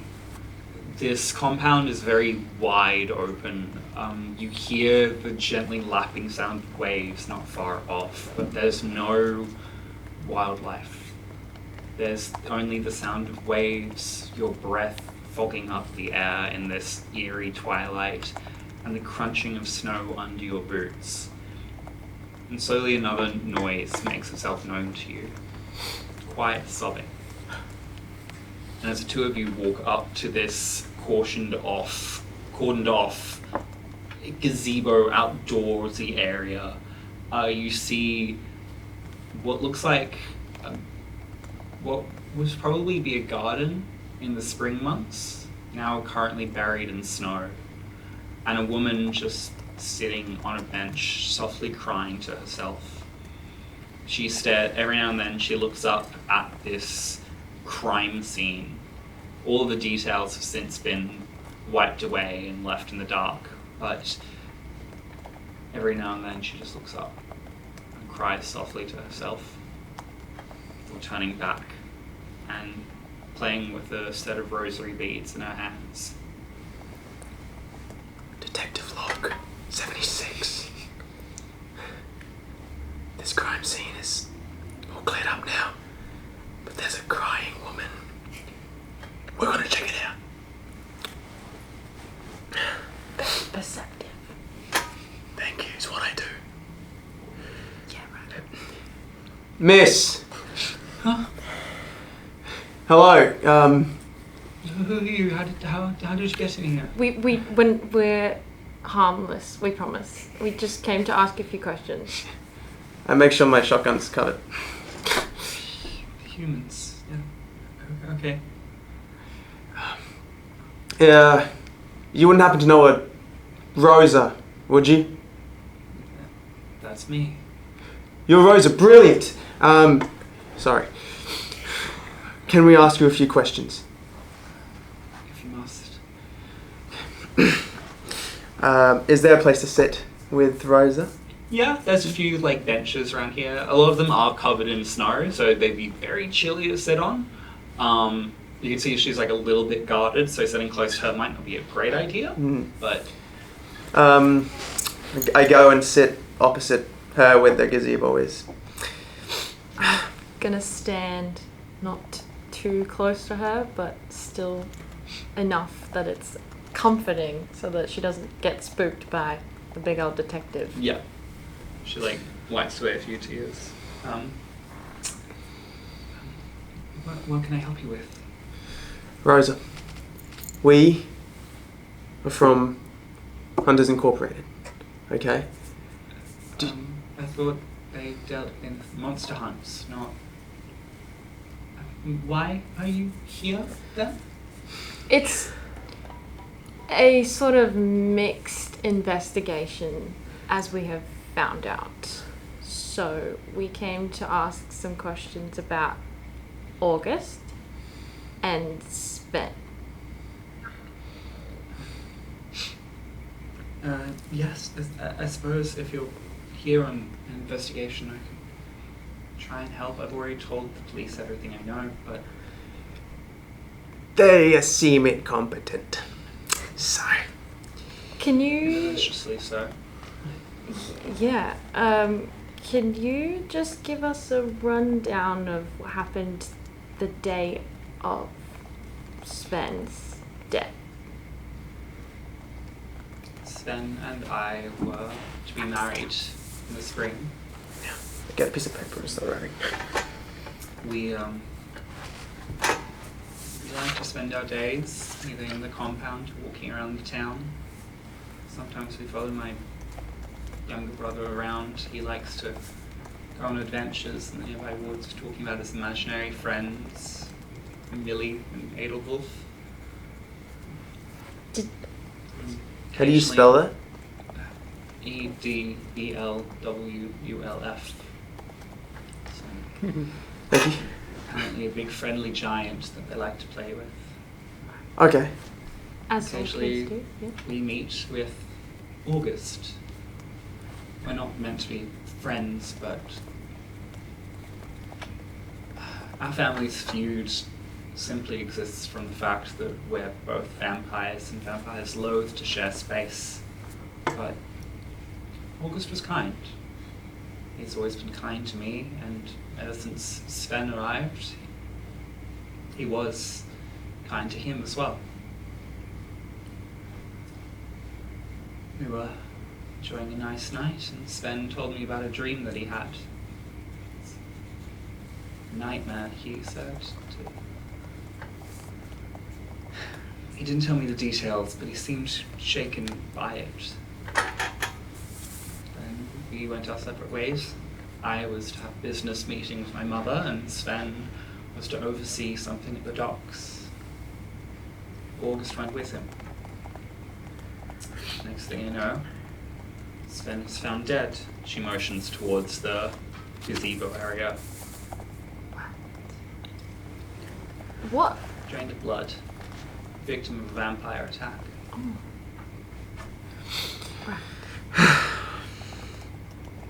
Right.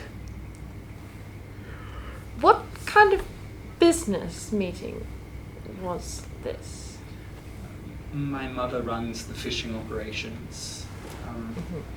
Recently, some of our fishing crews have been turning up dead, mutilated. We've been organising a way to keep our workers safe. Hildegard was present, she always is. Yes. It was inconsequential. It was nothing. It was... could have been there for him. Should have been there for him. Yes. You know it's not your fault, right? That you weren't there. Everyone tells me that. But it's true. He still Even... died. Yes. Didn't take his worries about the dream seriously. You couldn't have known. Should have.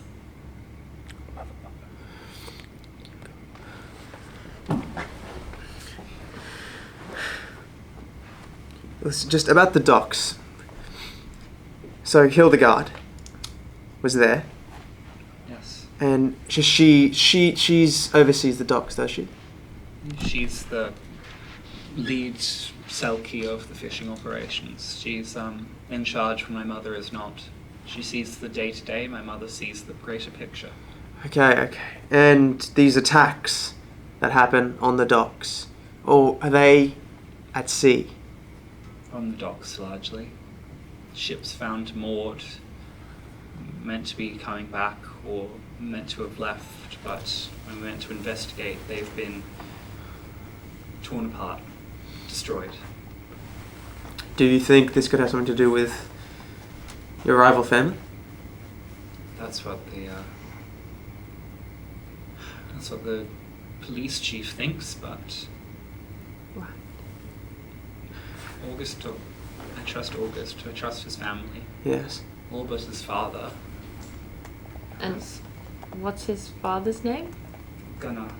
Gunnar. Gunnar. Gunnar. So, Yeah. and Abel. And who, sorry? Abel, August's eldest brother. He oversees the mining operations. I see. He's a piece of work. How so? Imagine every vile, nasty, self-important man you've ever met. Mm-hmm. And now imagine that he had several centuries to build on that. So a nightmare. Yeah. Right. Wonderful. So, this elder brother oversees the mines. Yes. Yes. Have you heard anything that's gone wrong with the mines? I've heard tale. My brother says a troll lives there, or lives in the caves near enough to the mines. His imaginary friend Edelwolf. Yes, yes. Trolls are monsters. They don't befriend children. And if they lived near mines, we would know. Okay. So you've never seen this? No. Okay. His imaginary friend, just like his companion Millie. I see. Okay. Okay. Well, Any other questions? The two of you hear a sharp, piercing whistle in the distance. She looks up. Did you hear that? yep. Yes. A hunting whistle. And then you hear footsteps in the snow, slowly growing louder and louder and louder until the gazebo breaks apart from a force crashing into it and skidding to a stop in between the three of you. This werewolf, familiar in her shape, stares at Rosa, then turns to you and goes, "What are you two doing with my prize, huh? Get away from her." I immediately reach and take out my shotgun, ready to fire. I grab Rosa's arm and put her behind me. She snarls at you and the two of you, and she lunges. And as she does that, we're going to go for a break. Thanks so much for being with us for part 1. Tune in soon for the second part of In the Dark. Welcome back to part 2 of Hunters Incorporated In the Dark. Last we left off, you two were being attacked by a werewolf. Yep. So...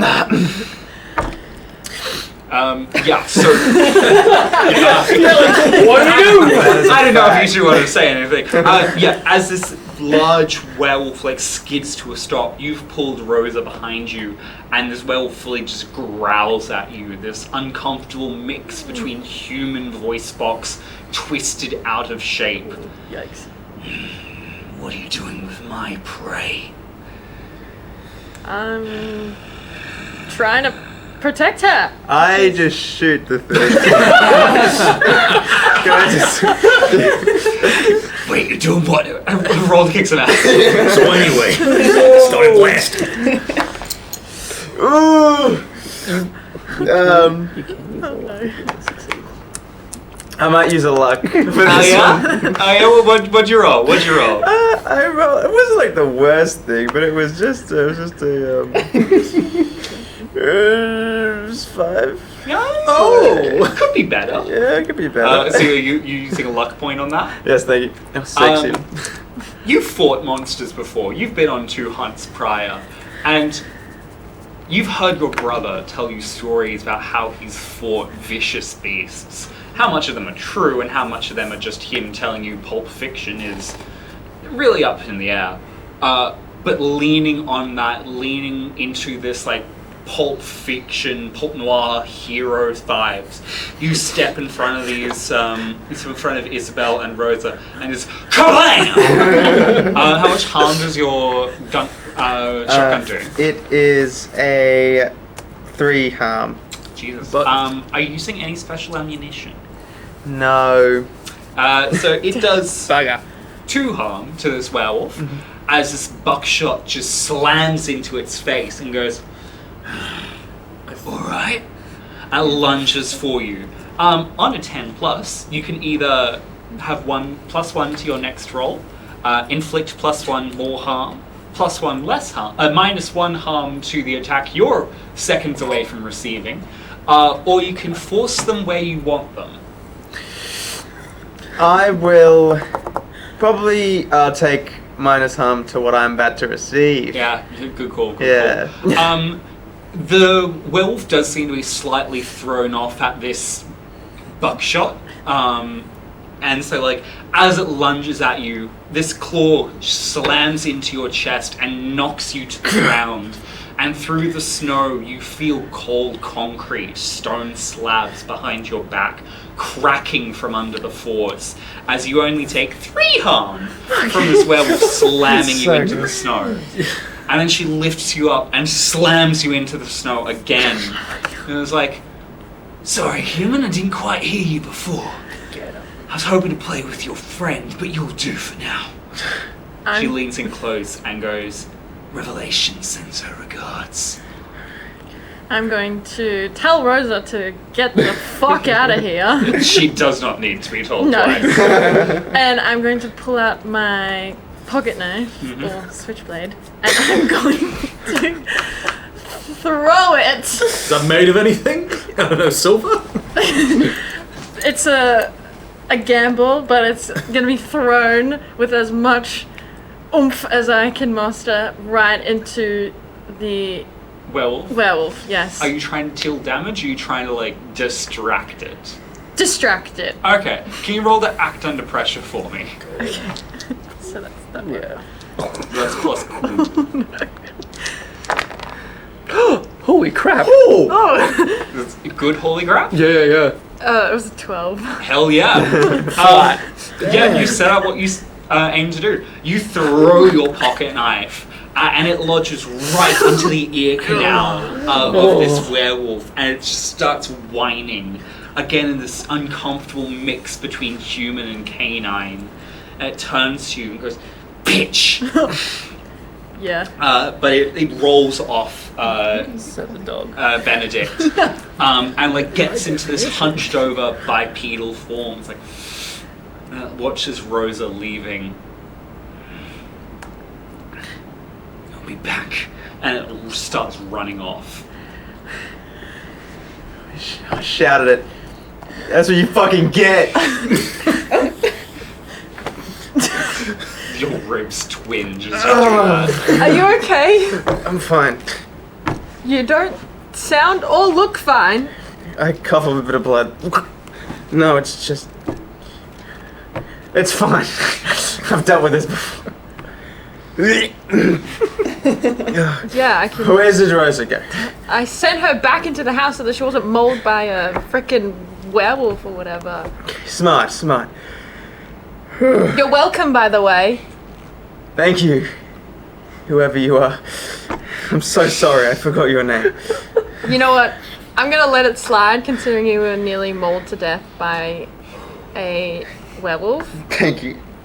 But next time, maybe you should get your cassette tape out and record my name so that you have it. You hear an ear-piercing scream as the werewolf is seemingly caught up with Rosa while you were having this conversation. Oh, Fuck! Put the cassette away! Where's Detective my Log knife? 77! I've just been attacked by a werewolf. And now we're That's chasing it. not important right now! I'm sorry. It happens when I'm stressed. I should have gone with the others! We run as fast as we can towards the scream. As you catch up and you see Rosa is currently being pinned by her neck to a nearby wall. This werewolf is grinning at her and goes, "Boyfriend's not here to keep you safe now, is he?" And you No, but we are. Solid! Let's go! Also, give me back my knife, you asshole! I run up to it, pull out my knife. A roller kicks an ass. What is that? That's a 9. 9, Some yeah. ass. Let's get some ass. Plus 1. Oh, That's a 10! That's a 10! hell yeah! So you can either get +1 to an X roll, inflict 1 more harm, take 1 less harm from the attack it's about to deliver to you, or force them where you want them. Basically get it in a position where it's... You can change what it's currently doing. Like stopping it from pinning Rosa toward Yeah, you. I'm gonna put it where I want it. Yeah, wonderful. You pull your dagger out. How much does your switchblade do?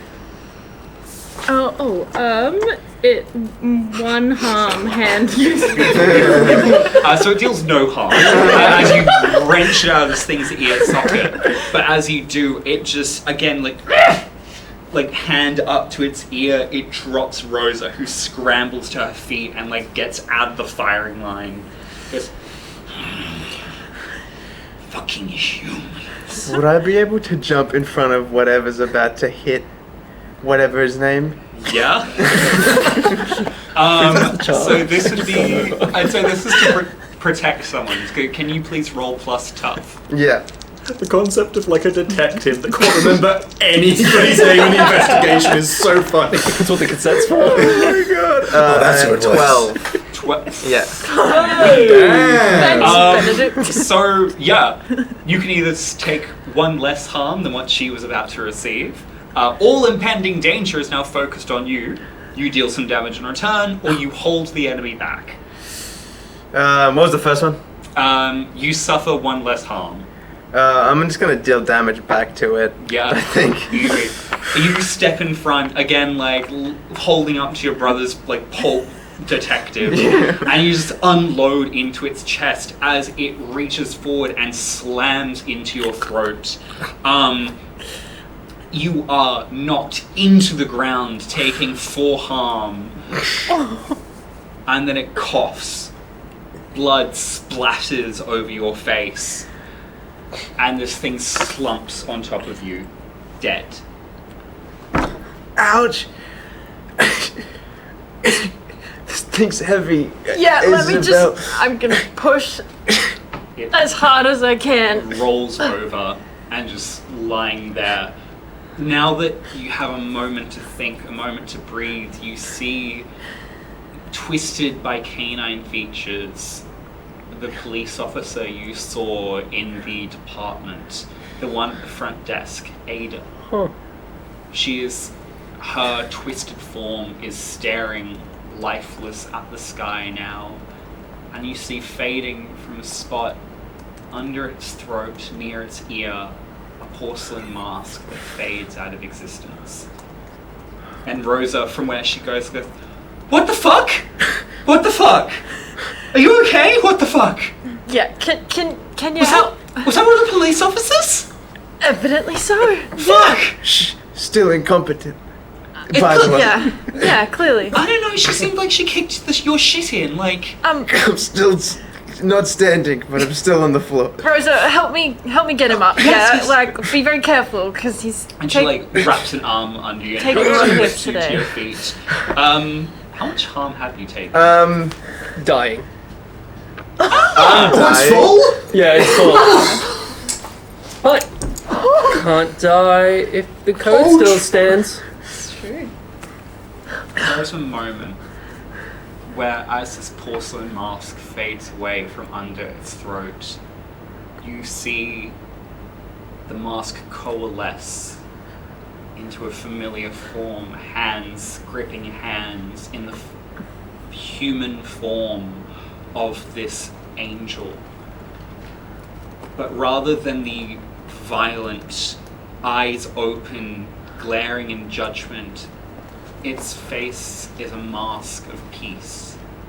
Its spear is nowhere to be seen, and it offers out a hand to you. Benedict Mesa, you have acted well. You have served your community, served your people, held your brother's name in highest regard. have earned this rest. Accept my hand, Benedict. You will earn a better fate than your brother had.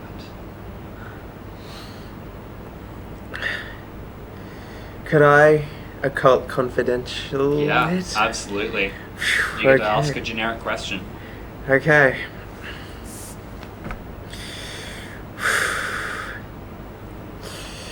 Okay. You can also ask one of the questions under investigative mystery if you want.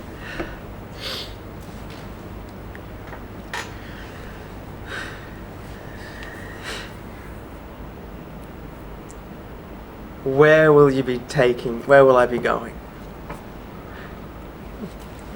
The Cathedral of Revelation. Where all the souls of this town shall go shortly. All shall be safe. My eternal light. Join me, Benedict. Enjoy a peaceful end. It's what you deserve. No. I won't go with you. Then you shall perish with the rest of them. Be afraid, Benedict Mesa. Your end comes for you soon.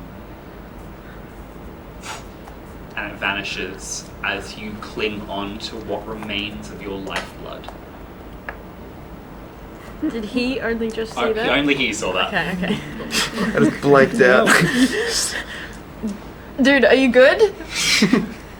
You kind of spaced out for a second there. You didn't see that? The werewolf that nearly killed you? Yeah, I saw that. I kind of helped fight it off. No, I'm okay. You okay? Yeah, thanks. Are you? Yeah. Do you need to sit down A or? lot of internal bleeding. Oh, maybe we should head back to find the others Yeah. before anything else tries to kill us. Rosa. Yes. The others? Our We're not the only friends, two. yeah, our team that is investigating the murder of Sven and August. And we shift back to the three of you in the woods. Max. The dead form of this werewolf, who you assume to be the police chief, lies in front of you. What would you like to do? Max, you good? Hold on. I'm immediately taking my book out and I'm looking at Mags. It's like, something's not right with her. What do you mean? Clearly something's Yeah, not- I know. There were two voices. What's going on? Are you okay? How are you feeling? My ribs hurt a bit. It clearly is just her ribs. It is one voice. But Mags, just behind the blurry form of Jack Dallas, there is a very familiar young girl squatting on her heels and goes, "You okay, Wolfie?" I hurt. Yeah. Yeah, Mags, you hurt. Doing well. It's like Dad all over again. I know. I'm sorry. It's not your fault. I mean, she's looking at You're a you. nice wolf. I don't. Are you good? Look, I can try and patch this up a bit, but my magic's not great at that. I flip through the book, see if I just find like anything of use. Yeah, there are a few healing spells in there. Try something minor, but it's not going to be fantastic. Roll use magic. Yeah. Vox is gonna just tear off like I don't know sleeves that he had, like just the sleeves that he's got, and is gonna use that to help You with the are blood. very cold. I'm gonna freeze, but you know, dying woman. Having read the book, 10. You do 10? Awesome. It would have been a 9 without the book. I'm assuming you're healing one harm from an injury? Yes, so it's not going to be a lot, but you can take 1 harm back. Yeah, Max, you feel your bones begin to knit together as your blood acts as scaffolding and lattice internally. You feel your spine straighten slightly from where there may have been a small break. And the little girl looks at Jack and goes, "He's handy. You should keep him around." I will. You will what? You will live, yes, very good. Look, you're still not great, but Can you help us here in this village? Us? What? I'm sort of stuck with you. She might be able to help though. She points up. What is up? Do you look up? Yeah. Yeah. From your position at the base of this tree, you look up and you see another slightly different looking little girl. Have you ever seen The Ring? Lanky, greasy black hair covering the face of this child as it hangs from the branch of this tree like a spider. It slowly scuttles down towards you. And the two of you see this as well. Oh, fuck. Oh my fucking Long, god! greasy hair that continues to grow. As you pull out your gun, it scuttles back up into the tree. I kind of... Millie? Friends? Yeah. Oh, is that Millie? Hello. Oh, fine, yeah, hi. Hey. It scuttles down and it lands and sits on your chest. And for a moment, it's a feeling of sleep paralysis. This stiffness on your chest, this inability to move as this creature, this young girl with an emaciated, partially rotted face stares at you, then stares at your companions and goes, "Are you friends? Yep. Dan? And Link?" Yes. We were looking for Link, sent here by August. You're in danger. I look at the werewolf. No! In danger. Yeah. Angels? Dreams being possessed by this creature. So, It's burning light. It hurts. Hurts us. where? Burning light where? Everywhere. In dreams. It's In everyone's painful. In everyone's Not dreams? every. Points at the werewolf. His. August. Oh. People's dreams telling them to do bad things to atone. People don't need to atone, they just need nightmares. Oh. Pointing them in the good direction. That's an interesting take, but do you know how to stop that happening again? Too powerful. For Danger. August said he had a dream. August is strong. He dreamt about Sven dying. He was given an opportunity. To reveal who he is in the dark. He was good. Points at the werewolf sheriff again. He was not. He gave in. When you give in, the angels, It gets in. It gets footholds. It scared me away, hurt me. Dan and Link are in trouble. Everyone is in trouble. Where is Dan and Link? probably at the house we were about to get to before this guy stopped us. Alright. No, No. taken. Oh, Luca. fuck. Luca? Third wolf. Three big bad wolves. Yeah. If this fucking comes back to the fucking police, which One is the big it's- good wolf. Fuck. Wait, another wolf? Looks at Mags. Luca took Father Bright, gone. Obedience, gone. Friends, gone. Is this what I'm supposed to stop? Tilts his head. You saved the world already. You know this. You've just forgotten.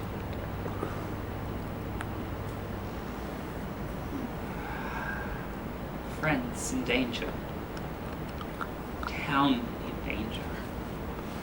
You can help. What we're here to do. Fuck yeah, we can help. Spider crawls out of its mouth. It points off into the forest. You realize its hand is emaciated and torn. It's missing fingernails. And it points with a crooked hand. It goes, Hadelwolf, in danger. Friend in danger. Right. Please, help. Then we go? kind of. Like, Oh wait, it's still in my chest. Yeah, as you like move to get up, it like scuttles backwards. I kind of. Alright. Mags, let us help you. No, I'm fine. We must help. Help. Wolf, friends.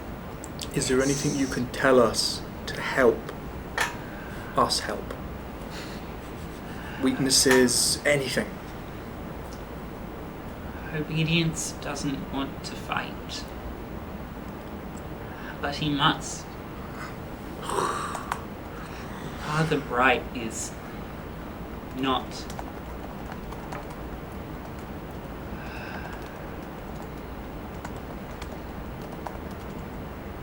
It's silent. Father Bright not. Father Bright not. Great. Well, you said something about another wolf. It points at Mags. That I don't understand. You a wolf? Could you be a wolf? Are you a wolf? Wolf, wolf. Look, I'm going to call the others, see if we can reckon out. Otherwise, we're going to be split up bad. Do I have signal? Yeah. Oh, The father, Very weak, but he is in control. He's being controlled by the porcelain. I saw porcelain hands. same as that. The wolf, werewolf. Yes. identical. Okay, so Father Bright and Luca and Ada are still out there. I'll call the others, see if I can. If not, I'll send a text. We're kind of in the middle of nowhere, but I'll see if we can ping the location or something. yeah, that'd be, yeah. I'll try and call the others because Benedict, your phone goes off. It's a really jarring. God. Rosa just goes, what the fuck? Of course you have an Android. What? Just answer it! Hello? what name am I under in your phone? I've got to know. It's Jack. Hello. Oh, don't be mad. Yeah, go on. You won't be mad? Well, it seems unfair, but sure, I'll promise. Book nerd. Oh, fair enough. Look, we just killed a werewolf. The sheriff is dead at my feet. Same. Not the sheriff. Speaker! Put it on speaker! Oh, sorry. Do the same. So we're in the middle of the woods on the way to the, I think it was the Raymere estate. Yeah. No, other one. The Gildan Loves. Yeah. Okay. We've met with the Mara called Millie. She's told us about a danger further along. Father Bright is also, a wolf. I see. Okay. Vox puts in a CD, Green Day Brain Stew starts playing out loud. He just needs some space. What is that? That's That's a classic, Vox. that is. It's just, he does that Okay. sometimes. Don't worry. I need my space! Fuck. Look, if you can come to us, I think it's probably quite wise that we reconnoiter rather than continuing to move apart. We barely took this thing down. A couple of us are quite injured. Don't know about you guys. Yeah, look, we also got attacked. Oh, and yeah. Benedict's kind of like, can't really walk. Guys, I saw an angel. If I'm being honest. I think that I'm a bit concerned, and we have Rosa here, sweet Hi. Rosa, who also nearly got killed. Hi, Rosa. So Hi, maybe whoever you are. you should come to us. No, we can No? go. Are you sure? Unless You don't look like you can stand up very Benedict, well. I think you need medical attention. Yeah, If Jack, you could got go to maybe Rosa's house and get Riza, do you have anything?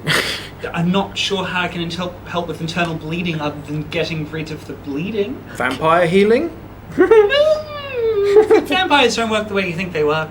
Well, that's comforting. It's less of like a spooky turn one into another, and more of like it's a whole thing. Don't worry about it. Okay, but you can't ease the pain. I'm kind of worried. You know a what? little bit, Rosa. You know what really sucks, guys?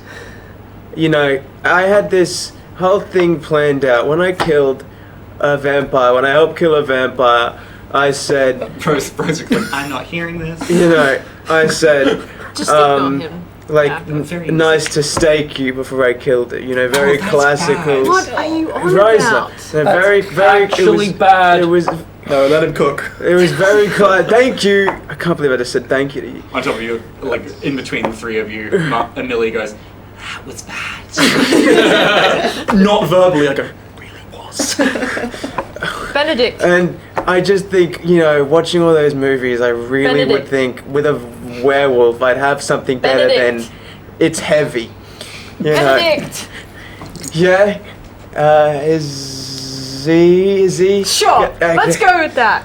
Focus. We're not talking about vampires right now. We can come to you, but I look Please. to Millie.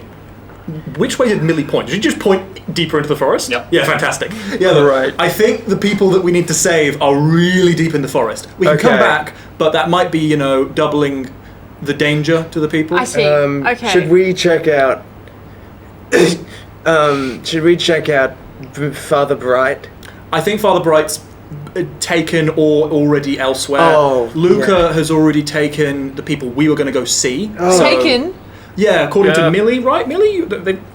Yes. Yeah, they're already gone. Millie, as in. That's What- Millie. Hello. what's Say a hi, Millie? Millie. Really, the living nightmare. Millie Right. like reaches towards the phone, and from your end, the spindly spider-like leg starts reaching out of the phone. That's Millie. Hello. Millie, I was sick. Go further. Hello, Millie. Keeps crawling out of the phone. Keep going. Rose is like, "Oh, she's real." Millie's rad as hell, frankly, but the point is, Hi. we, Millie. What you guys could She's still do crawling through the phone. is you need to speak with obedience. Okay. Okay. Where do we go? Can I? We've been told obedience doesn't want to fight but must.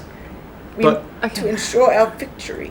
was Obedience and Father Bright taken as well? Like they've left, or did I misinterpret that? They've left, not necessarily taken. But they're not going to be at the church. They might be. Okay. And it sounds like Millie's telling you that they're not who they say they are. Yeah. Okay. My money might be on if people are being taken right now. Father Bright might be with Lucas with the captives. Right. That could be wrong. If you can swing by the church on the way, that might be a grand idea. Keep in mind, Father Bright might be a werewolf. Okay. And if he's not, he's possessed by an angel that doesn't want to hurt you but has to because of his pacts. He might be the top dog. Big dog. That's a good pun. That's comforting. Yeah. Look, if there's any way that you can get Okay. any healing before you get here, it sounds like you should. I've got a bit, but I'm going to be honest. If you can barely walk, I'm probably not going to make it a grand amount better. I'll figure something out. Riza, please. Millie's staring at you. Who is Millie? I can help. Yes. What can you do for me, Millie? Reaches out a hand. I grab it. It grabs you, clambers up your arm, and starts forcing itself into your mouth. After a few moments, it's gone. You heal one harm. You know, oddly, that feels better. Oh, it does it? What just happened? There was a lot of gagging sounds. I think Millie Don't just. tell them what happened. You don't want me to tell what happened? Millie helped. I can walk. Hell yeah, Millie. You hear your mouth opens involuntarily, and you hear, "Millie, help!" Good job, Millie. Thanks, Millie. Thanks, Millie. You're a gem, Millie. So yeah, dangerous werewolves, angels, people in need of help. Get to us soon. Yeah. Right. I'm sharing my location with you. Thanks. Okay, thanks. Yeah. You good, Benedict? Okay. Can you at least walk the distance? No, yeah. Thank you, Millie, if you're still there. I'm here. Oh, okay. I'm good. Okay. Well, let's go then. Rosa. I'm going to make sure everyone's safe. Yeah. I should probably also check that August is safe. He probably hasn't. Yeah. No. The last we knew of, he was at the police station in a jail cell. Alone. She looks at Ada. Yeah, somehow that doesn't fill me with like a great sense of safety. Well, I'll come with you.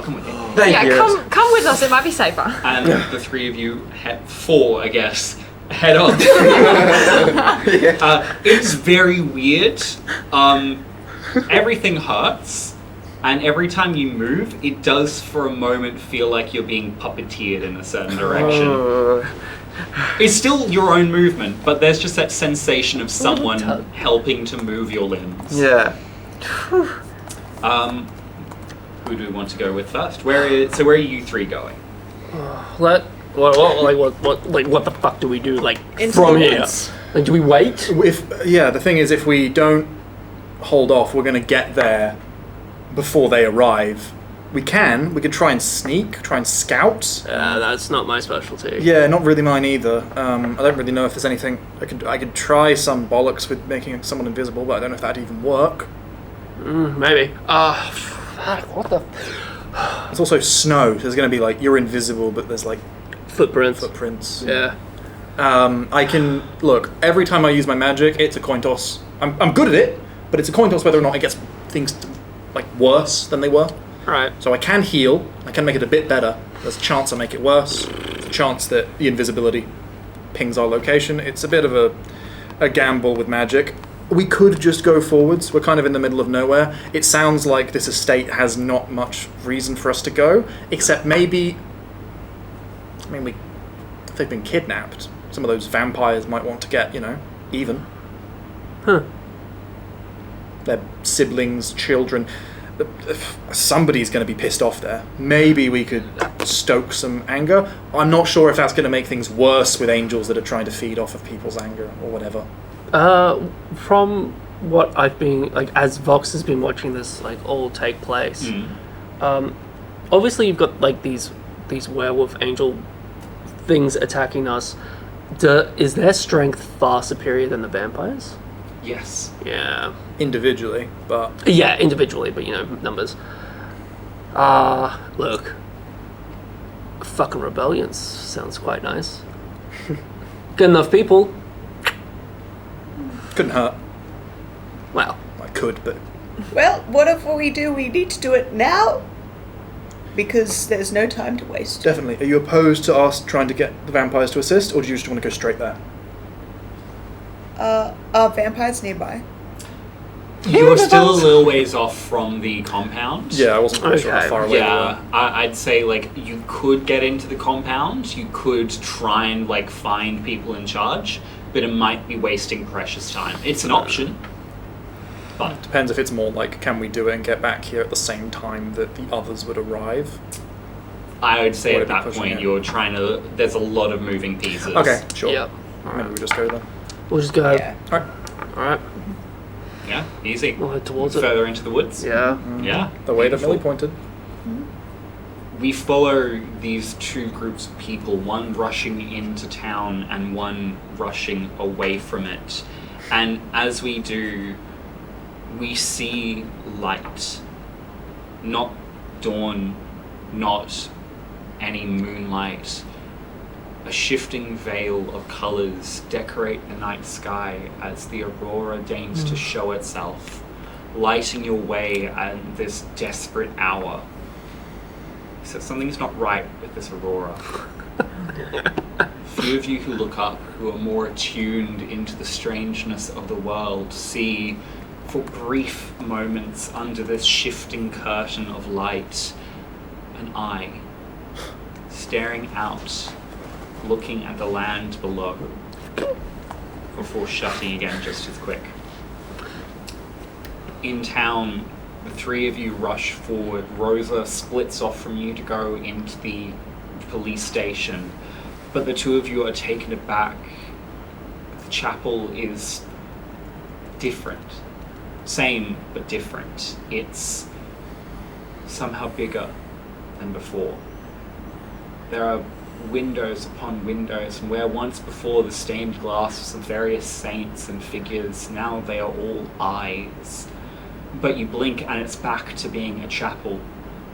And standing at the door of this chapel is a dog, sitting on its heels, looking at you two with a grim certainty. Walking up, I just make sure my shotgun's loaded. And then... What have you discovered? Lots, I have to say. I had notes here. So, Seems that the angels are trying to atone and are killing people, actually. Yeah. Yes. To put it simply. You were close. we are close. We are. I have not killed anyone. Okay. Nor has my sister, Revelation. Are you sure? I saw Revelation. Others are killing in her name. A So- loophole to keep her safe. Okay. Well, we rescued Rosa from being mauled to death. I'm glad. Yes. Another member of the flock protected. Yes. The fuck, yes. She's gone to see if August is okay in the police station. That is good.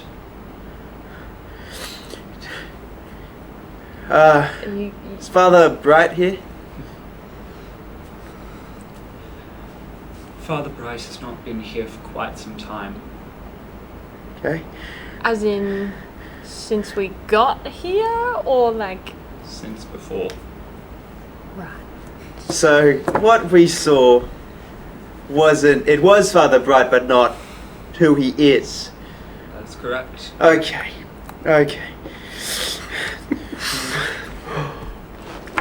Over the table, whatever. What do you say? On top of the Above the table. Above the table.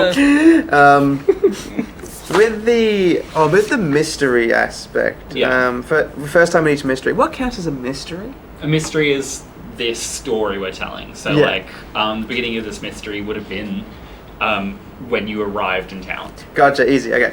If you wanted to investigate a mystery, you can still do it. Oh, can I investigate a mystery? Yeah, absolutely. What are you trying to discern? Are you, I'm imagining you're sort of piecing things together in your mind. Is Maybe. That the I'm not a very good detective, but vibe? You're literally a gumshoe, my guy. Yeah, I am. I'm really good at that. And yeah, I am. Nah, but I can't ask that because then there's the loopholes. That's okay. We'll continue. Ask away, my child.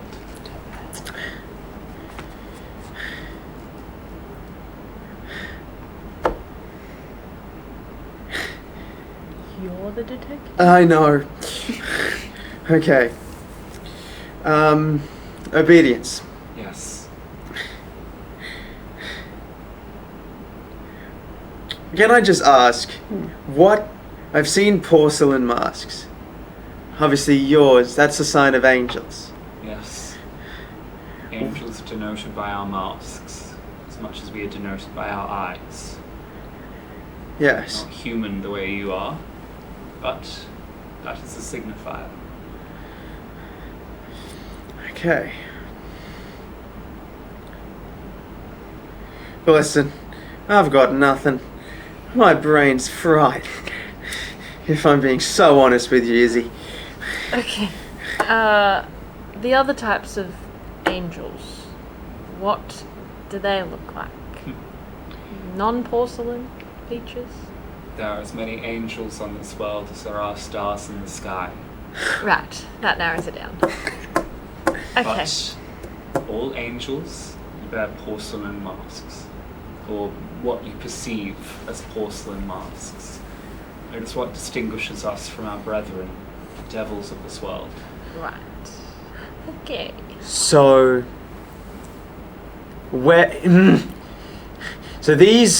so werewolves are finding loopholes in your contracts that allow them to kill us? We're so very close. Okay. The werewolves are the loophole. They're the loophole. As Angel stands up on its hind legs. Sister, I swore not to reveal the truth. I must break this. My sister, Revelation, acts as guardian stronger than I. She wishes to keep this town safe from all that would do harm. A crack in the mask on its throat. She possessed the body of Father Bright when his mind left him following a stroke. Father Bright has been her puppet, as she's striven to protect this town by sealing it away.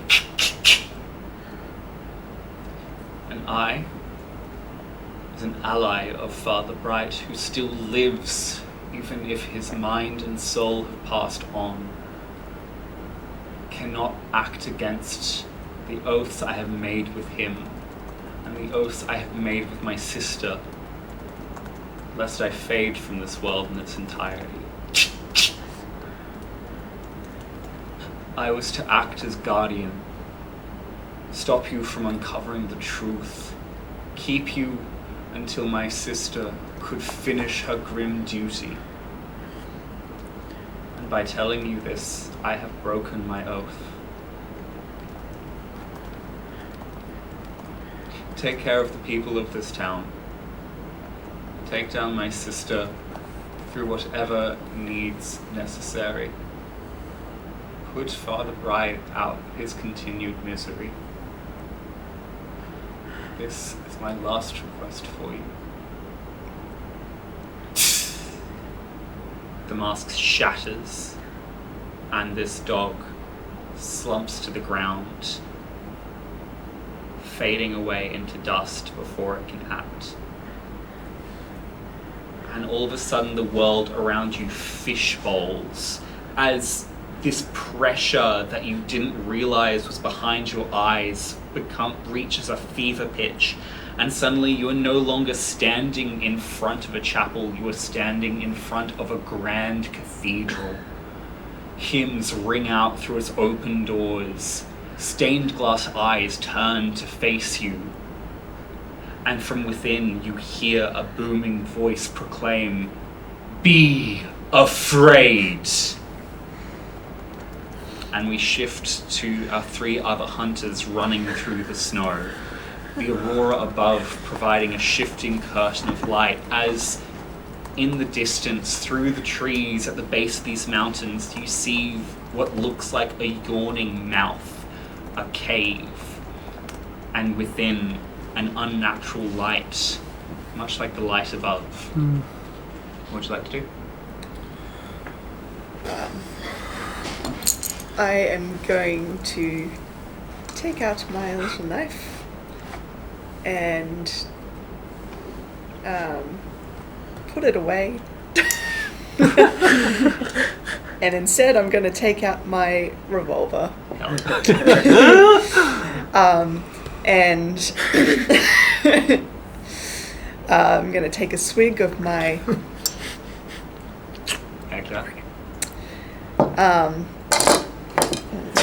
yeah. Don't drop your knife on yourself, that'll be very embarrassing. Are we ready? Almost. I'm just going to, having flipped through the book, looking at you, saying, if we're going to be facing more werewolves, we're going to want to be a bit better equipped. And I'm going to try if not to make the dusters coated in silver, trick reality into thinking they are, so that the werewolves doesn't registers it as being silver on its physiology. Roll to use magic. Yeah. There's a particular thing I was trying to go for, but yeah. Yeah. I would say roll to use magic.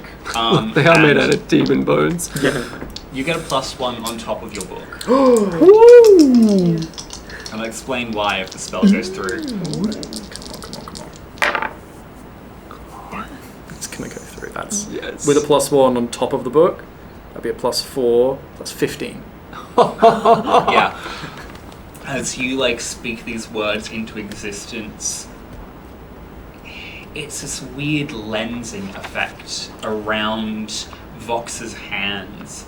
As you're readying your knuckle dusters, you don't notice it, but you do, and you sort of notice it out of the corner of your eye. This magic that you speak into existence gravitates towards Vox until it's not just his knuckle dusters, but the streams of blood running down his face that you can see fully now, and you see for the briefest of moments, are laced with silver.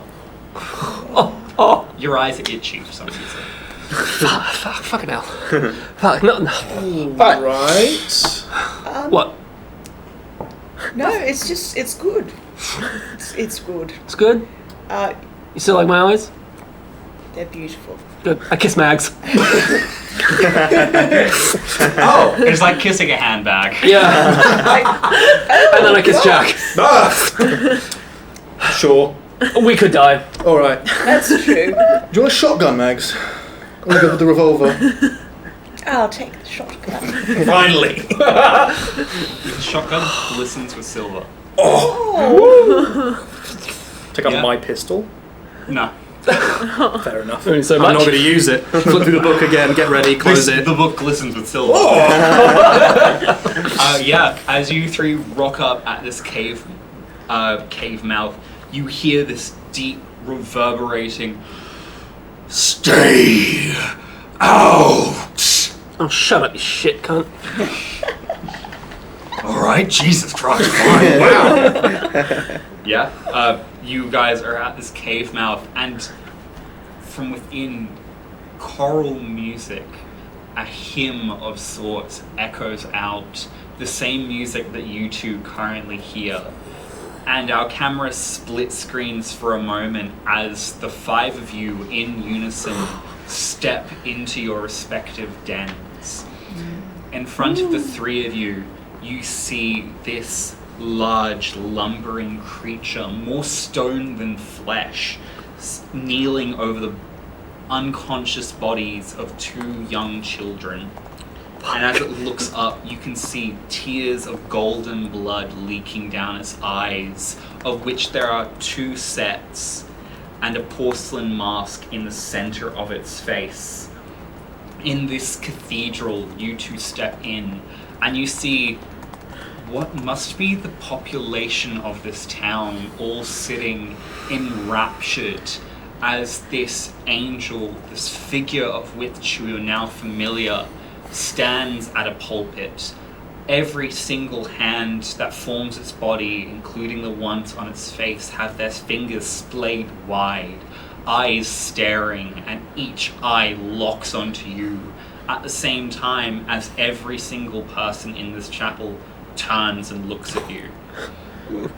And at once, coming from the mask on the troll's face and the mask in the angel's hands, you hear, "Hunters, you have been a thorn in my side for far too long.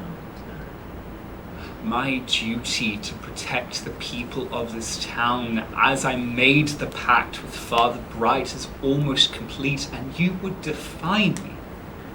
You would defy an angel of a higher verse, of a chorus greater than anything you could imagine. You would defy my divine duty.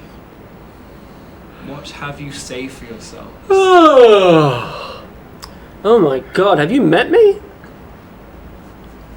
Defying fate's kind of what we're good at. Yeah. It's what I was born to do. Catalyst. Demon. One who tracks at the same time. It says, Clinger to mysteries. Null error. That's fun. Who are you to stand in my way? You are nothing, and you shall die at my hands. What would you guys like to do? We need some music. American Idiot starts playing. Oh yeah, Yeah. I'll definitely that is copyright. imagine it. I'll definitely step back a little bit. For reference from what I was attempting to do with the knuckle dusters, Yeah. there is a specific magic move. Your weapon is +1 harm and magic. Yeah, I assume that was what you're Sick. going for. I will probably just take the book out and say, unless you've got any advice, I'm probably going to be going for that mask again. I'm just stretching my fingers. I The kind troll of roars at you and starts lumbering big buddy. forwards. I am going to be split screening this battle, so if at any point you have an idea, let me know. Yeah, okay. I'm gonna Troll first. gonna run in and just go for the fucking ankles on this thing. Roll to kick some ass. Kick some ankles. while this is happening, I'm just readying my shotgun. Heck yeah. That's a 6. 6. Yeah. Yeah. As you lunge forward, you go into a slide, and out of nowhere, you hear a howl, and you're like, oh, for fuck's sake. Yeah, as this werewolf barrels into you. Didn't forget about me, did you, kiddo? And as that happens, I unload the shotgun at the wolf. The werewolf? Hell yeah. Roll to kick some ass with the +1. Nice. Meanwhile, in the cathedral, what are you two I- doing? Well, I'm gonna pull out my trusty pocket knife. It is gleaming with silver. Hell yes, it is. I'm great at this. And I'm going to run towards that angel, waiting to get into a good distance to fire a shot. Guys, their kin. What was the result of your... I'm gonna spend a luck. Hell yeah. What would you like to add on to kick some ass? Roll to kick some ass. Oh yeah. Um, These options here. So it can either do +1 forward or give something forward, so like +1 to yourself or someone else for that roll. Additional harm, less harm to you because you're going to take it. less harm to me. Less harm to you? Absolutely. I'm going to say that's less harm to Vox, considering yeah. that's who you're sort of protecting Yeah, here. true. Yeah. But yeah, you just blast this werewolf. What's the normal harm of that shotgun? 3. And yeah. As you fire, silver pellets fly out and collide into this werewolf, knocking it off Vox and spraying this blood over the cave wall that starts to sizzle as this magic works on it. You've taken this thing's head clean off. Because I only gave this guy's full harm. Now that's what I'm talking about. What'd you get? I got 10. So yeah, you get +1 to your next move, you inflict +1 harm, you suffer 1 less harm, or you force it where you want it. I will just inflict +1 harm. Hell yeah. Yeah. As the two of you, again, it's that split screen, the two of you fire these shotguns in unison, and this angel, its upper right quadrant just disappears. Porcelain fragments go flying, and for a brief moment under it you see raw, red flesh that fades away in the same instant these hands do. This wing, the top of it has been blasted off, but the rest of it hangs in space as if it was still there. As it goes, and it points its lance, and you take 3 harm as this lance of light Still can't die? flies into you. Oh yeah. But And from within you, you hear Millie go, before it hits me, I just say, "It looks like you've been disarmed," and I get like destroyed. and then you get a spear through your gut. Sorry, Millie. It's okay. I Fuck forgot. her up. Yeah, sure. Benedict, you good? Get the fuck in here! I load up another shell, Do I still have that thing sticking in my stomach? Yeah. Okay. It seems to have extended from the angel's hand, like it never actually threw it just grew. Okay, I start pulling it further in as I get closer. Yeah, and as you're doing that, cave team. Werewolf just fucking flies up. You don't take any harm, by the way, because Max Right. fucking one-shot it. I'm going to see, because we're trying to stop that troll, aren't we? Yes, I'm going to in a second. But yeah. I'm going to long ass chain. Just as I run up, kind of meet the distance of the chains long enough. I'm going to wrap around the troll's neck and try and force myself up as I jump. Yeah, absolutely. Kick some ass. Kicks up. There's gonna be a lot of kick some ass rolls. Yeah, that's my whole build. Jesus, hold on. 4, 3, 9. I got a 9. Yeah, so mixed success.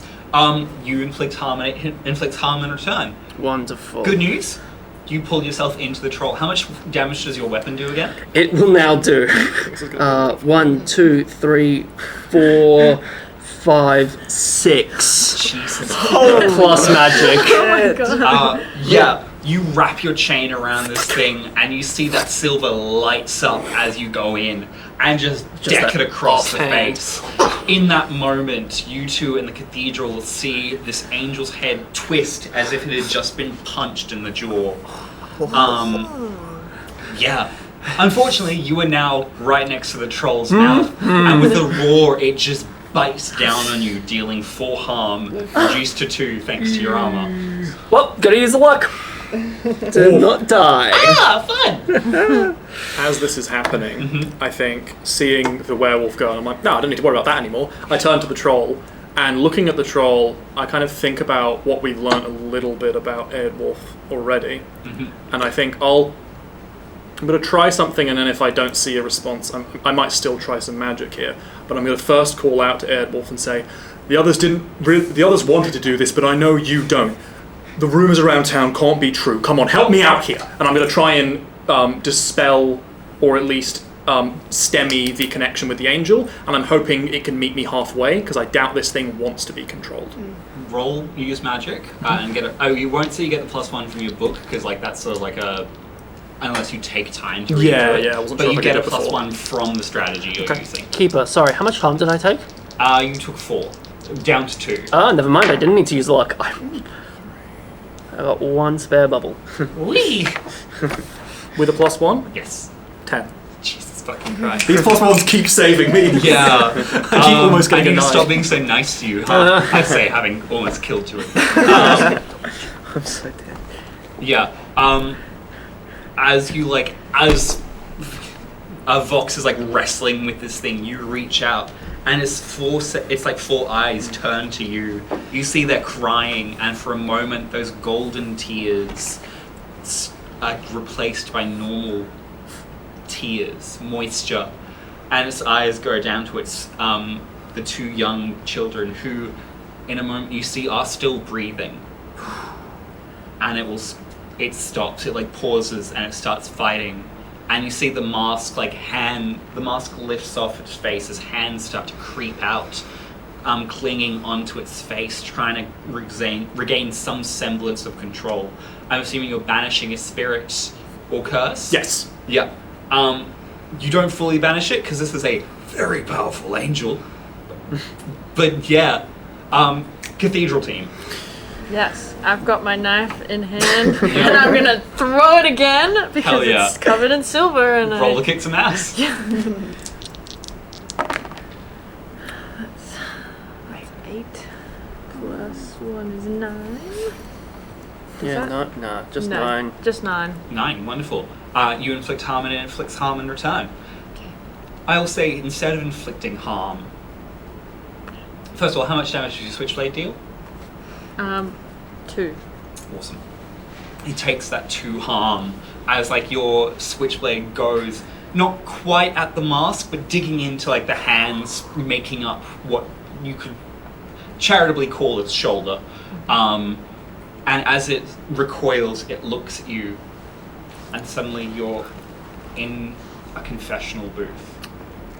And this blinding light is on the other side, past is grating, but you manage to withhold yourself from looking, and this angel says, Isabel, you could have lived a normal life.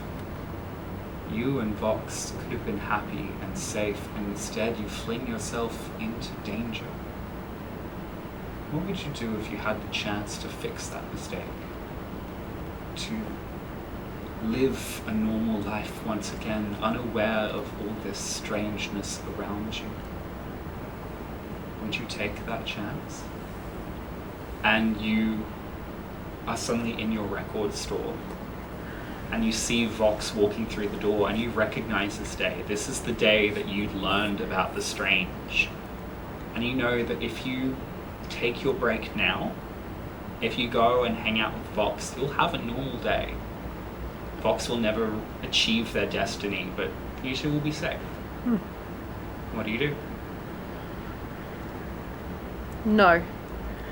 I'm happy with the way my life is gone. And this image shatters and you're back in your body. You take 1 harm. Okay, miss, I haven't taken any harm yet. That's great. Also- K-Team, this troll is wrestling with these feelings. Vox, you are wrapped around this thing's neck. Is there anything you three would like to do, or are you still trying to keep this thing locked down? I think I'll call out to Vox, like, go for the mask, not the troll. It's trying to fight back. Sweet. Hearing that, releasing of this chain, and I'm just going to fire it right at the mask. I want you to act under pressure, but roll plus tough. Okay. Oh, 12. Oh, nice. Yeah. You see these hands lifting up from underneath the mask, but that means the mask isn't on this thing's face anymore. So you reach up and punch at the corner of it, and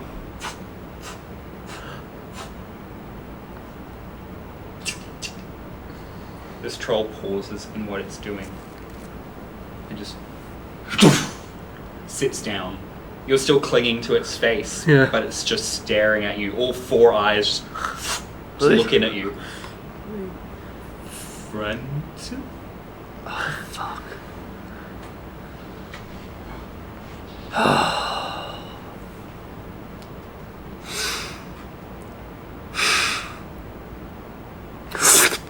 I'm gonna hit it. You're gonna hit the troll? Yeah. Oh. Yeah. You don't even need to roll for that. You just deck it right between the eyes.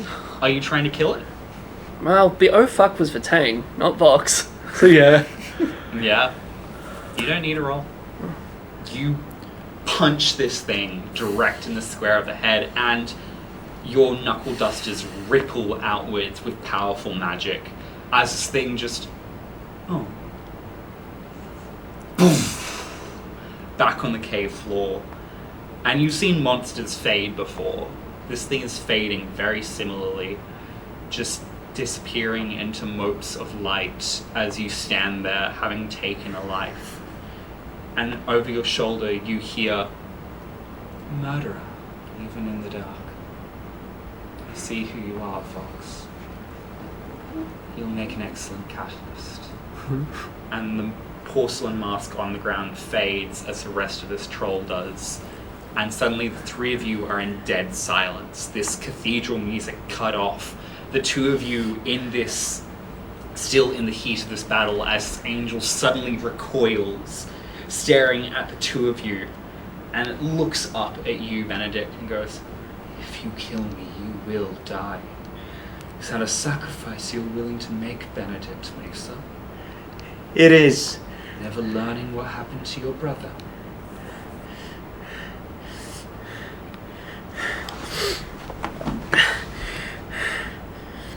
If I kill you, I save all these people.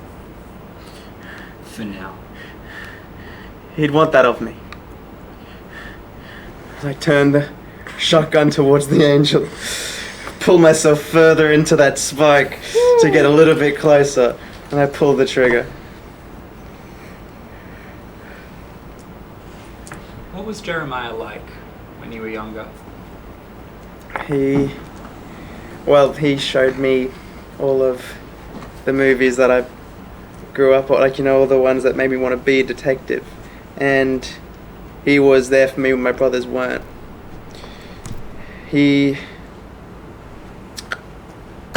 Whole reason I love him so much was I was walking with him one day and I just saw him,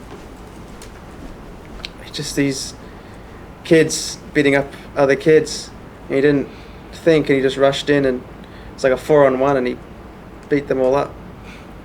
Didn't even think about it, just acted. And I never wanted to be like him. And we shift to that day where your brother defended this weak, innocent kid. And he's sitting with the two of you afterwards. And the kid's called off by his mum, leaving the two of you alone. And he just sits with you, wiping a bit of a bloody nose. He goes, I mean, yeah, sometimes you just gotta do what's right, you know? Even if it hurts. Yeah. You're a good kid, Benedict. And you're gonna save people one day. You think? Yeah. I know. It ruffles your hair. And that is your last thought as you die. As this angel shrieks and this noise is heard throughout the entire island as this shotgun blast finally clips its mask and it is wrenched away from the hand holding it in place and it spirals through the air. And as this mask slowly fractures, it goes, I'm sorry, Father Bright. Couldn't save her.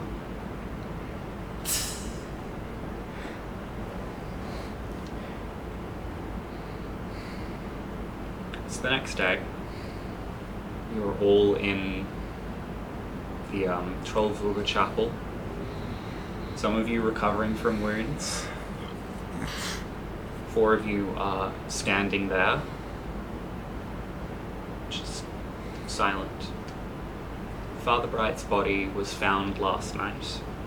He'd suffered a stroke in his sleep well over a month ago that left him brain dead.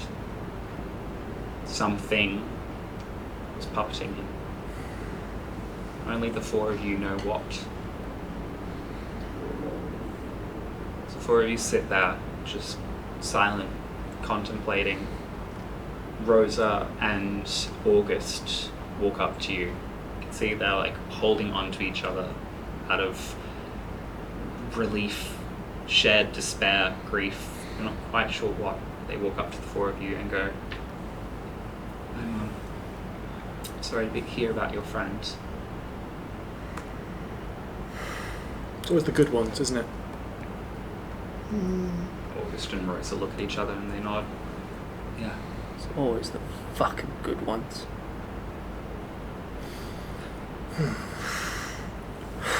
I just kind of look at Fox and I want to use my sight.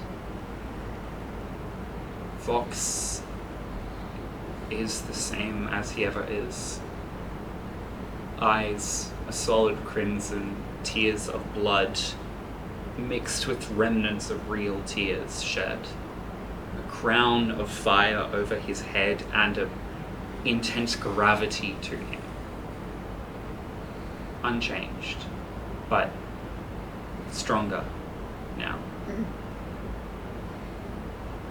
And from next to Vox, you see a young girl staring at Vox and staring at you. Do you think we did the right thing?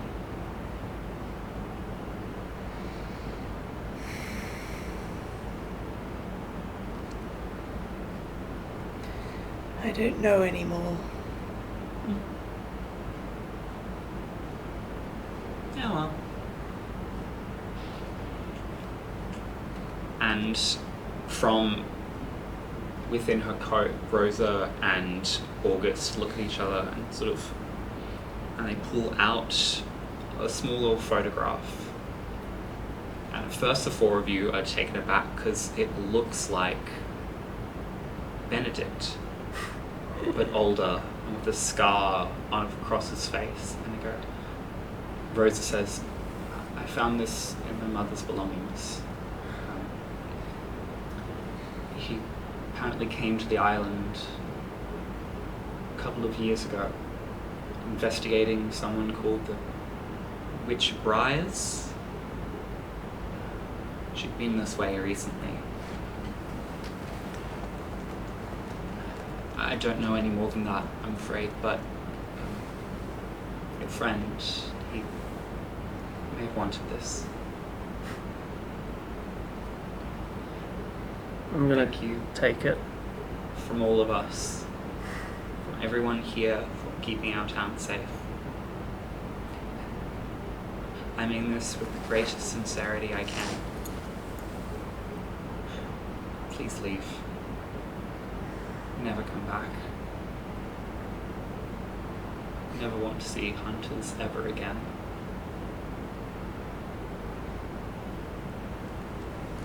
I stand up and I just rest my hand on her shoulder and kind of give a solemn nod.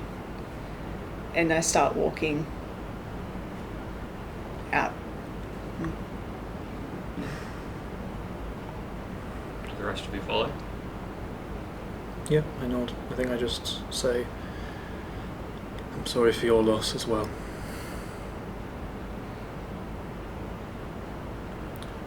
There's not much more to say than that. It doesn't necessarily get easier, but it does help to know that they'd want you to keep going. Yeah. I think I say that to August in particular. You know it's because, yeah. We can keep going. In their stead. For them. Do we know if Benedict's body Yeah, that was my question. is... I will say, as part of your preparations to leave, you have organised, and Hunters Inc. especially have organised to, like, ship it out of here. Cool. But beyond that, you don't know anything specific. You just know that he is currently in a pine casket, and that is being loaded onto the ship, taking him out of here. Mm-hmm. Yep. I'm gonna have that photo, and I'll just take it back to whenever I'm back at HQ. Yeah. Go from there. Alright, Isabel. Shall we fuck off? Let's fuck off. He saved my life. Twice. And he's just gone.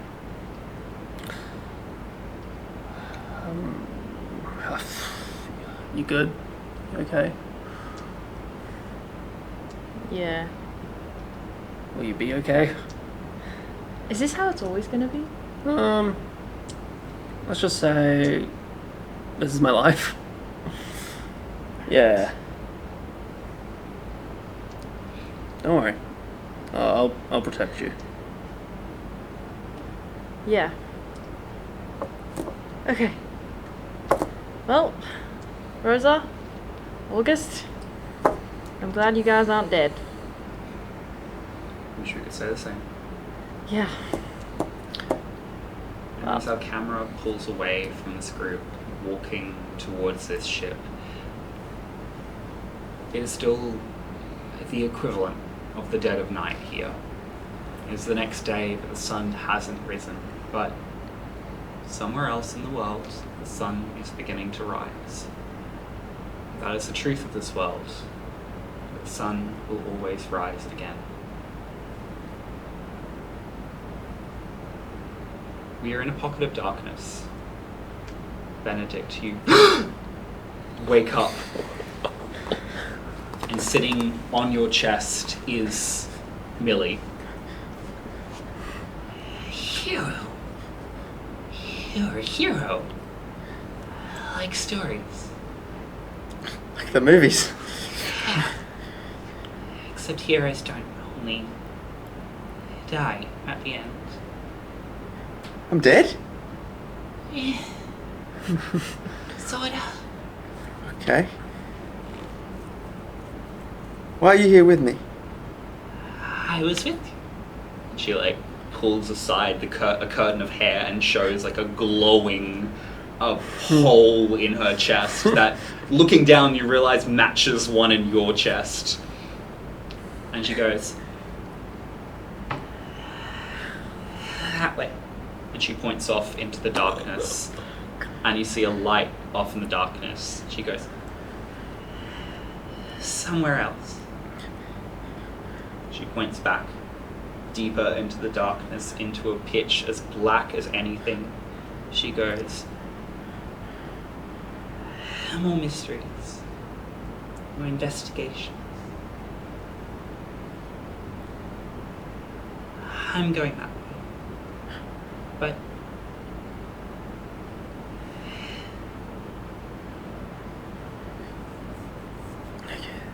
Thank you, Millie.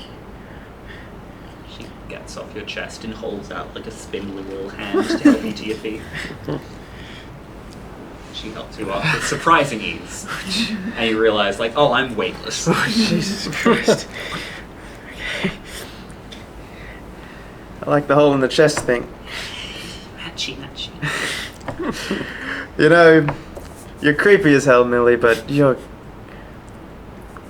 great, actually.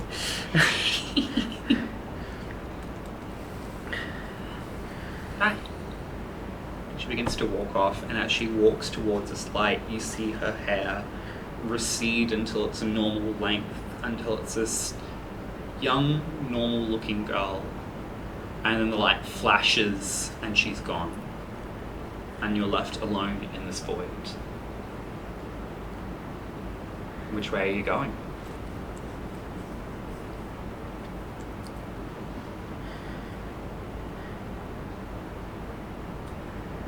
I go towards the light.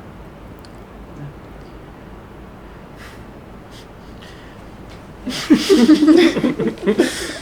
investigation's done. You've found out what you could. You've saved people. You've followed your code. And that's all you ever wanted, to be like your brother. And as this light envelops you, you're happy. You're at peace. And as you breathe life into your infant lungs, the story of Benedict Mesa is left behind, and a new one is begun elsewhere. And with that, we'll finish. That has been part 2 of In the Dark, the second mystery of Hunters Incorporated. Thank you very much for having me as your keeper tonight. Thank you so much to my lovely hunters and our one-man production team, Taine. If you enjoyed the story, let us know. I've got plenty of more stories to tell, and these people have plenty more hunts to go on, except maybe one person. We'll see. Yeah, like, comment, share, the whole shebang. I'd be very keen to see you all again. If you want more of this, let us know. Otherwise, have a good night. Be good people. Yeah, please be good people. Don't be marks.